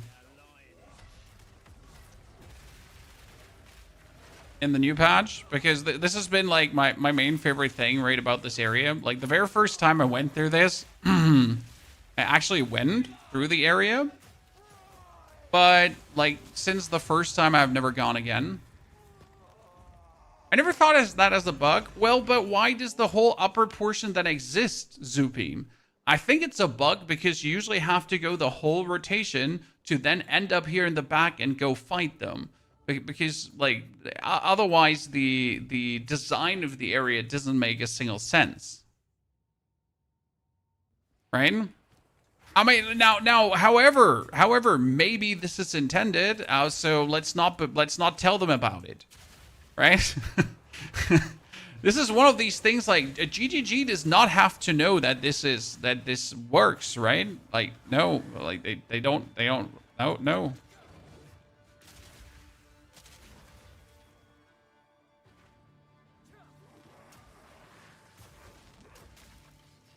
But I just simply wonder, like, if this is intended or not.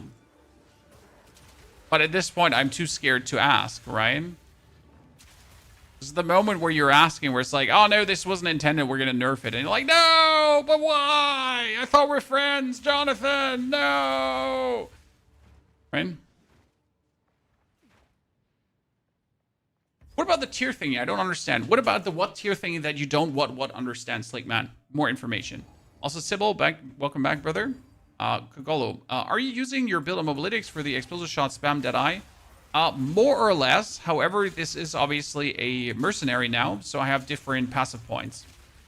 But yes, we are using the same skill gems, tags, whatsoever, all of it stacked on top of each other, right? We're level 61, we're level 56, 5 level difference, that is fine. We can have 6 level different. Sometimes tier 1 is better than tier 4. It's always. So affixes have tiers, and the lower the tier, the better. Was it lower? Was it higher? Oh god, Jesus, now I don't even remember myself. Now I don't even remember myself. Yeah, lower tier was better. I like, see? Brain. It used to be higher, exactly. But they made it like so it is as in POE 1. It used to be higher, and then there was this patch where they said, hey, the tiers are now like in POE 1. Which is obviously useless for POE 2 players, because you're a POE 2 player, you don't understand what it means like in POE 1, right? This is kind of like the thing where they just assume that you played POE 1, right? This is like a little weakness that the developers have at times, because they just assume all of us played POE 1, everyone. And often when they do an explanation for something, they're like, yeah, you played POE 1, you understand this, right?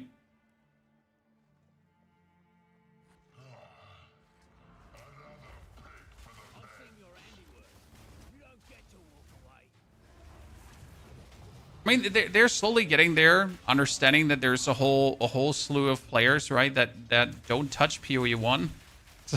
So you gotta explain things different. Oh, I was too close. Too close to the sun, chat.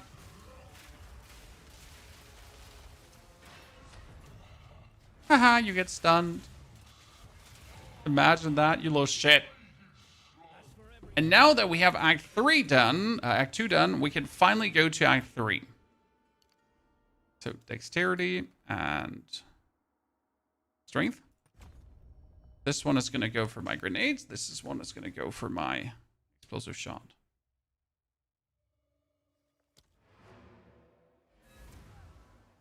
I haven't played PoE, but directly started playing PoE too. Exactly. I mean, I played some PoE, but I never was interested in the game. I know blasphemy. How could I? I'm sorry, chat. Don't hunt me down. We must leave this place. What have we got?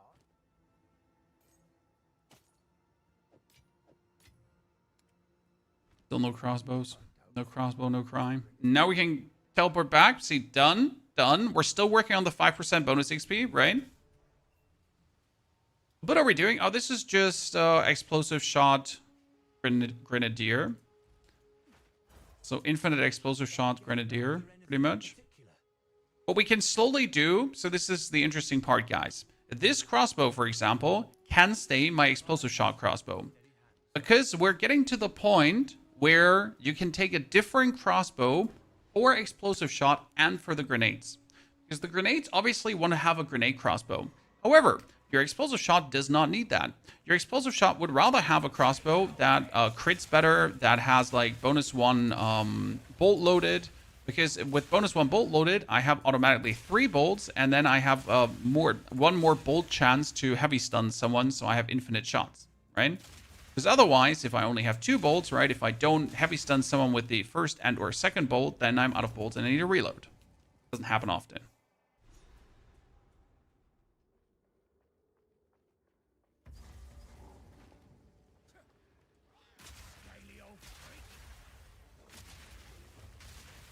God, I love explosive shot. It's probably one of my favorite skills in the whole game.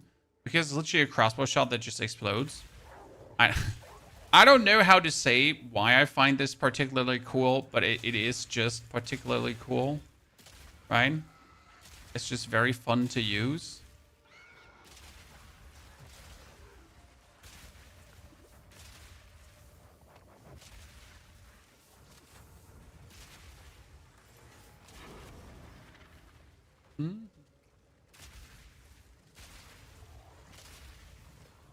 A monk can't play a warrior build because there are not enough physical damage passes in the tree. I beg to disagree, sir.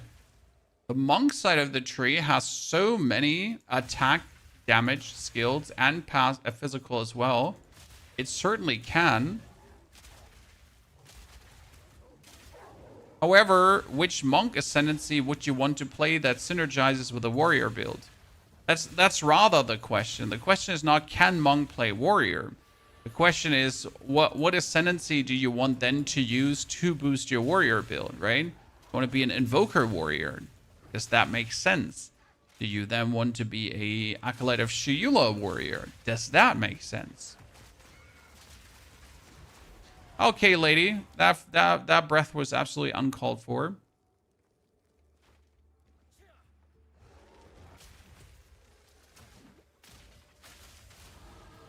Yeah, that's always the question you could ask yourself then in that regard, right? Not actually...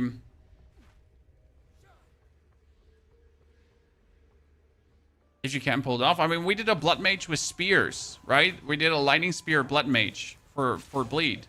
Now, is that possible? Yes, it is actually possible. However, in the beginning, you are going to suffer because you're very far away from any kind of damage nodes, so it's going to take a while. What ascendancy are we trying out now? Oh, we're currently a Witch Hunter. Mainly because the Tactician doesn't really do that much for you while you're leveling, right? So if you choose to go for Tactician, you get more Spirit skills.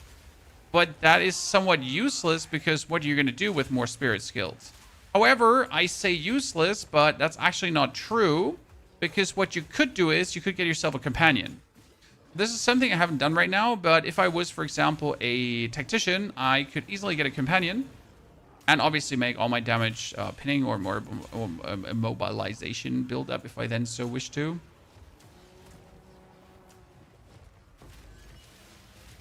Sorry, lad. That would also work plenty fine. But yeah, we choose the Witch Hunter because Witch Hunter is technically getting one of the best defenses in the game with Sorcery Ward updated. And I just wanted to see how it feels like when you actually start with a Witch Hunter.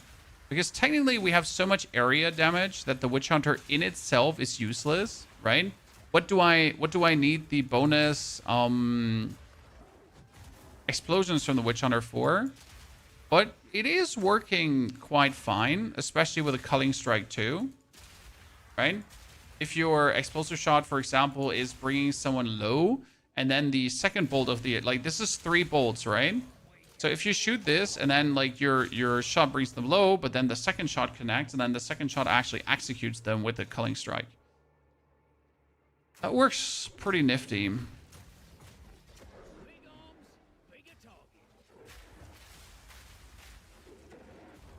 Oh, that would have, like, probably hit me and killed me, if I'm honest. Right?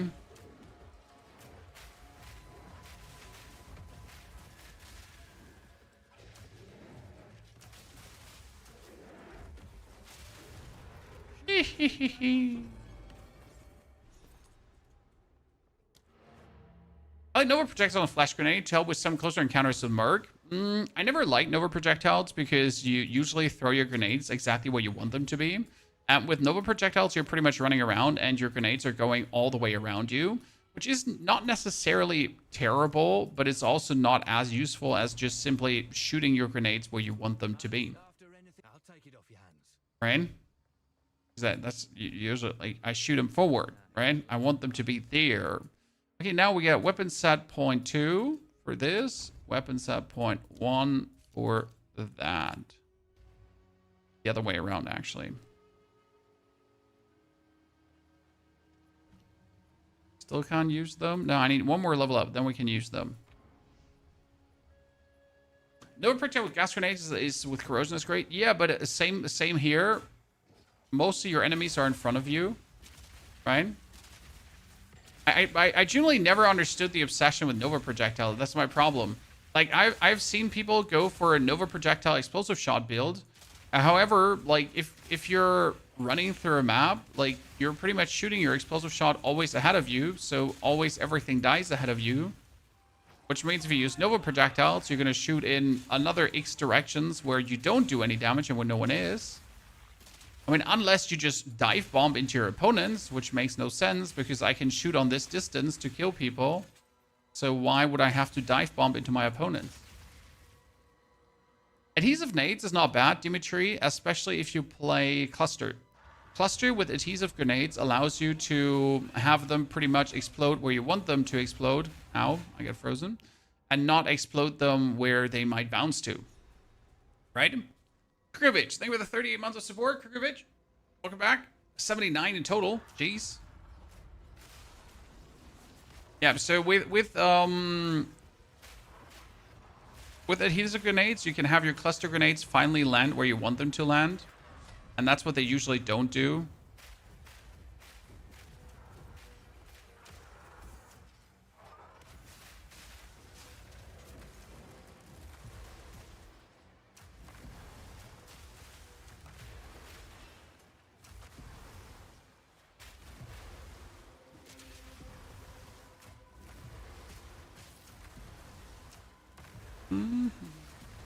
We win. This is always like my favorite thing. You need to kill him before he leaves the whole shell, right? Where you failed.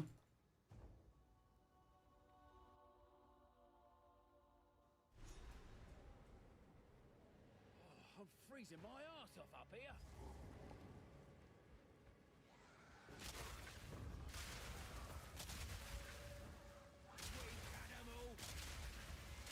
People are running faster than they should. I mean, if you have maximum movement speed and if you actually manage to max out movement speed, and then you're using Nova projectiles because you're actually zooming inside the opponent, then yes, Nova projectiles would actually make sense.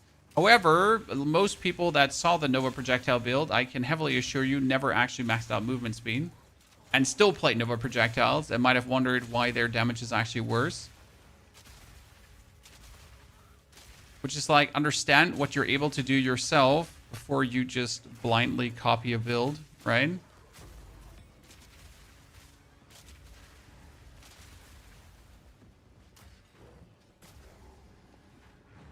Let's see what the Elder has for us, chat. That's probably also something you could technically do before the other acts, right? You could check out, like, the Elder. But I feel like with a higher level, it might be better. Okay, Elder Maddox, surprise me. So far, I've not gotten a single time anything good from him. Flammability magnitude is doubled. Can you use this? I know that's flammability, not ignite magnitude. Sorry. That wasn't what I wanted to ask. Nothing I kind of want. Everything kind of sad. Only sad now. You got a Viper cap from last league, or robbery. I've been with 10 builds there, and I think I have not gotten a single good unique from 10 builds. Then again, I've been particularly lucky on my weapon drops last season, so I can't complain. And legitimately, no, I can complain always. What the fuck? Oh shit, I want that too. Hacker man. Streamer luck.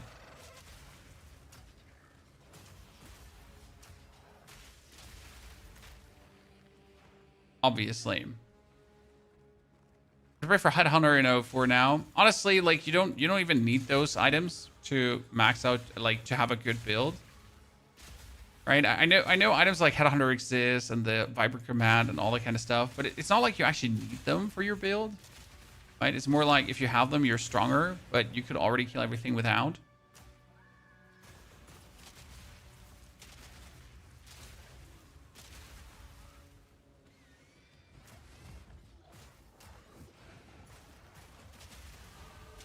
58 finally after all this time. It's actually a good leveling spree. I mean, we're 58 in a 64 region. That's a 6 level difference. Yes, chat, 6 level difference. 6 level difference is fine. I'm allowed to be 6 level different. Wait, no. Am I allowed? No, I'm allowed to be 5 levels difference. We actually have been working on a 44% XP penalty. There you go, chat. Now 6 levels difference is minus 10% XP. Here.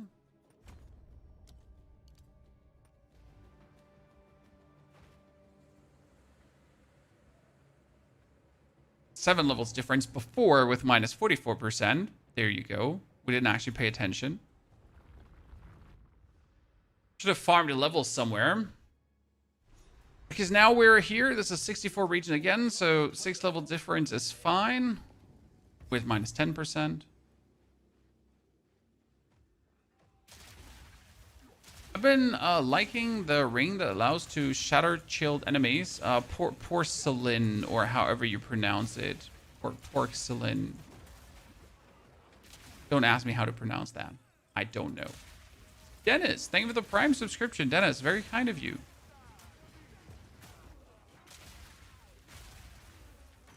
Welcome to the team. The update is out already? No, we started a playthrough. This is day 2 of the playthrough.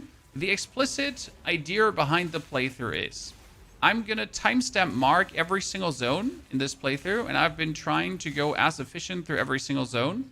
I think day 1 matters more than day 2, personally, because honestly, Act 4 is pretty straightforward.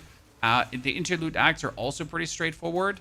However, there is still some optimization you can do there to just get it done better, quicker, right? Just from an order standpoint. And once you get that nailed down, you're going to have a smooth campaign playthrough.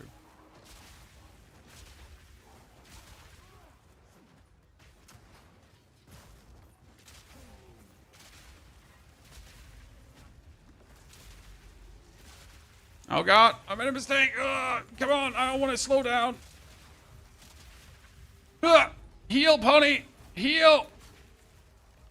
Just give me enough for one potion. Okay, maybe we should. Maybe we should slow down a bit. No, we did it. Look at me, chat. I made it. Everything is perfect.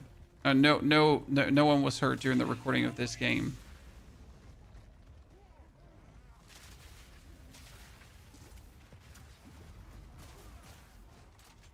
Perfection.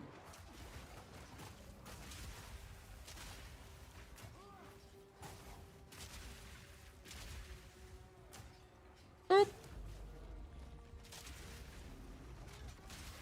How much time do you need for the tutorial? 6 hours. Roundabout. You could probably do it somewhat faster if I leave out content and really like don't talk to you, right? I've actually never done a playthrough where I don't look at the chat, where we're not like taking our time to explain things and whatsoever. Usually around 6 hours. In a new league, it's a bit longer because I'm taking my time to play with the league mechanic, right? Because I just simply don't see a reason to play a new league, to play a new league and then rush to the end game. Right? If we have a league mechanic that interacts with the actual gameplay during the level process, then for the love of God, play that league mechanic. I mean, we're very important. We're not some kind of racers, right? We're not some kind of, we need to be the world first for everything. I just like to do things efficient. That's it. That's just my personal want. So for example, this one here, if this gets like massive damage boost, this would be a good crossbow just for the explosive shot, right? This is like still for my grenades, and then that would just be used for my explosive shot. Sub 10 hour run, sub 10 hours is possible. Sub 10 hours is mostly down to always upgrading your weapons so you don't hit like a slowdown.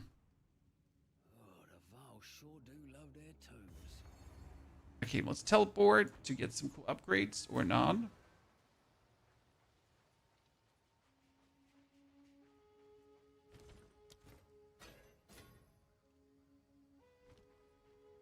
Back again. How I'm getting like a new crossbow, chat. Nicely. As so sad. Okay, Orb of Alchemy. Oh. It's so sad. It's so sad. Okay, do we want to have actually any skill? The big question. Not really.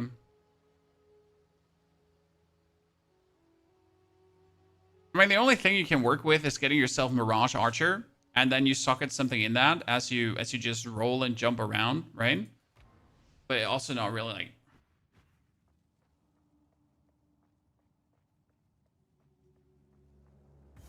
So yeah, I'm gonna like on release tomorrow, I'm gonna be trying to move through the campaign still fast, but I'm not gonna do it for the sake of just ignoring everything on the Druid, right? We still want to read the Druid skills. We still want to understand what the Druid does, right? It's not all about speed. There's nothing gained by me being in mapping already, and then we haven't even understood how the Druid works, right? So obviously I could choose the Druid, then I could just choose to play, like, let's say, for example, a ED Contagion build. And then when we're level 60, I start actually looking at what the Druid does. Yay. Who wants to see that? Another ED Contagion leveling, right? Sorry. Oh my goodness. Stop me. I'm trying to. Stop freezing me. You know, the problem is when you're like running into me and I throw my grenades past you and then you're pushing me backwards with your stun attacks, then I can't shoot you. What spirit skill do you have on Merc? So I'm currently playing the Herald of Ash together with the Overwhelming Presence, and then lastly we're having the War Banner going on. However, I would recommend putting on Wind Dancer over Overwhelming Presence. And the main reason for that is that Wind Dancer just simply gives you this knockback effect, right? And a little bit, like a little bit more evasion rating. The evasion rating is not needed, but this like bonus knockback effect is quite healthy. As you're then like zooming through areas and then enemies are trying to hit you, right? And then they get knocked back. So you can actually survive situations that you wouldn't survive usually because of the knockback, right? And that's, I think that does personally make a big difference. And Wind Dancer is generally like not a bad thing to almost play on any build, no matter what you're actually doing with the build. It's just simply good to use that.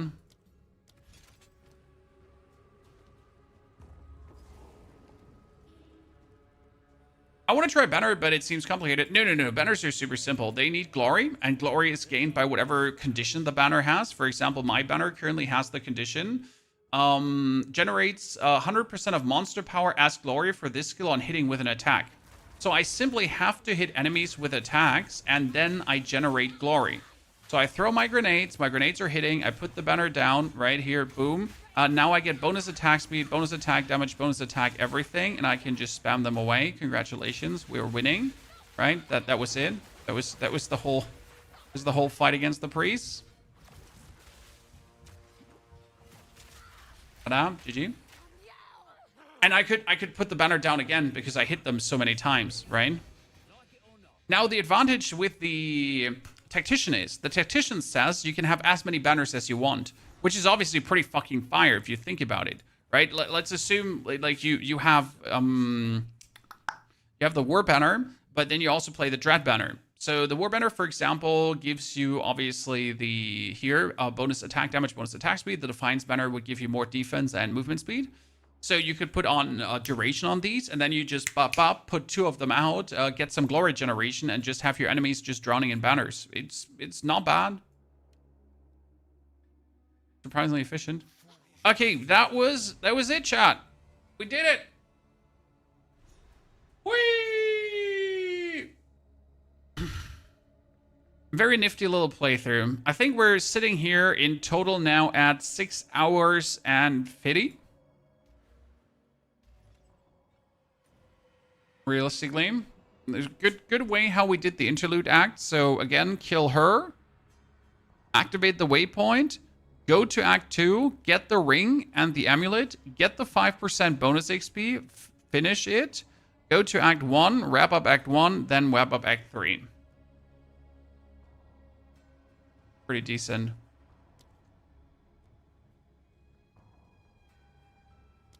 Happy. How to get through Atlas efficiently. We have a video uploaded. The video is literally called How to Have the Perfect Start, where I talk about the early Atlas. Because what I do in my Atlas is, let's talk to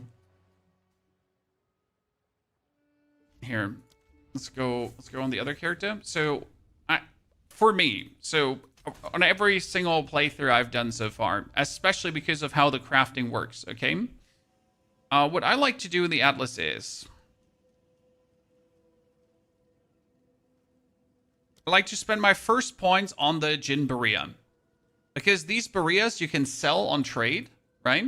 But they also are needed for the third Ascension. Okay, so I like to go for this. Then I definitely go here on the right side for the bonus essence stuff.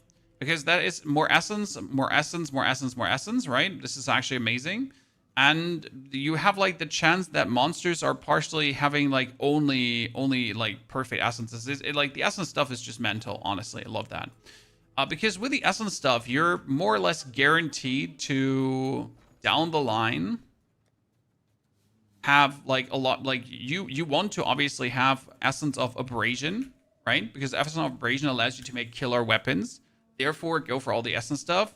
And you want the perfect Essence of Battle, because it gives you the +2 melee skills. And then you can craft yourself like absolutely killer weapons that are just like, they're so easy to make, right? This is one of these crossbows. The crossbow had 145 to physical damage. I just crafted on it the physical damage. Then I get a bunch of lightning damage on the tippity top with a desecration and the 6 levels to melee skills. Boom. And it's not even like the craziest crossbow out there, but it's a pretty nifty crossbow for what we're doing. Obviously, you can't desecrate right now, but it's like for the future, right? So the crafting itself is so simple and good with essences. You want them. And the same actually goes for defense, right? So if you're in the endgame and you get an essence, and there's, for example, the essence of armor. It's called the essence of enhancement here. Yeah, you have the essence of enhancement and the greater essence of enhancement. And this says armor gets increased armor, evasion rating, or energy shield. So if you already find from the vendor a blue base armor, so something that just says I have +40 armor, right? I have +86 energy shield, right? Then with that essence, you can turn it into a rare item that has guaranteed +80% energy shield. This is actually how I made the armor. So the armor had maximum energy shield. Then I put the essence on for the increased energy shield. It did have the maximum life on it. And I crafted, again, increased spirit reservation efficiency of skills, which I didn't want to have, but I got it. Congratulations. But it was just a guaranteed 700 energy shield armor, which is, again, not the best, but it's still plenty good and does exactly what I needed to do. So a lot of deterministic crafting going in. See, this one has armor and evasion rating. So if you now take this chest piece with armor and evasion rating, and then we would be taking here, where my essence is. Pony's blind.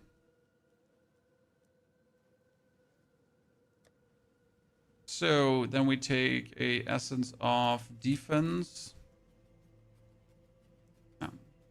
No, energy shield. There we go. Right? Yay! So see, like, just like that from the vendor. That's why you want essences. So you would have just started the end game, right? You would have pulled out that armor, you had the essence, boom, you're good. That's how simple crafting is, end of the day, right? The essences allow you to go like more safe. Now you could obviously try to get for more deterministic outcomes, but ultimately what you would do now is you would just take your currencies, right? And you would be like, oh yeah, exalted orbs, boop boop. And then we have a good armor that sits here at 600 armor with max life, and yeah. For level 65, there's a good piece. Pretty nifty, to be honest. And you would quality it up, obviously, right? And you would give it 2 sockets and put like 2 iron runes in, and boom, you're standing there. Super defense. And that's why I always push for Essence, okay? Good, chat. That being said, we're done for today. I will put all the timestamps in this video too, and we had day 1, so don't forget about day 1 yesterday. That live stream is already out. It has all the timestamps in there for Act 1, 2, and Act 3 completed, with tips on how to complete every single zone, okay? I will be back tomorrow with first Where Winds Meet. We're going to finish Where Winds Meet, Roaring Sands, every secret revealed, drop a video on it, and then boom, later in the day, we'll play POE 2. That's the plan forward. I'm done for tonight. Thank you very much for coming and watching. Don't miss the Game Awards, because the Game Awards has for you a bear skin and a Druid portal if you watch and or gift away a sub. So generally saying, there's cool stuff you can grab yourself. Here, this is actually the announcement. This is the portal and the bear skin, Battlehardened Bear. You want that. Take care. Good night. See you soon.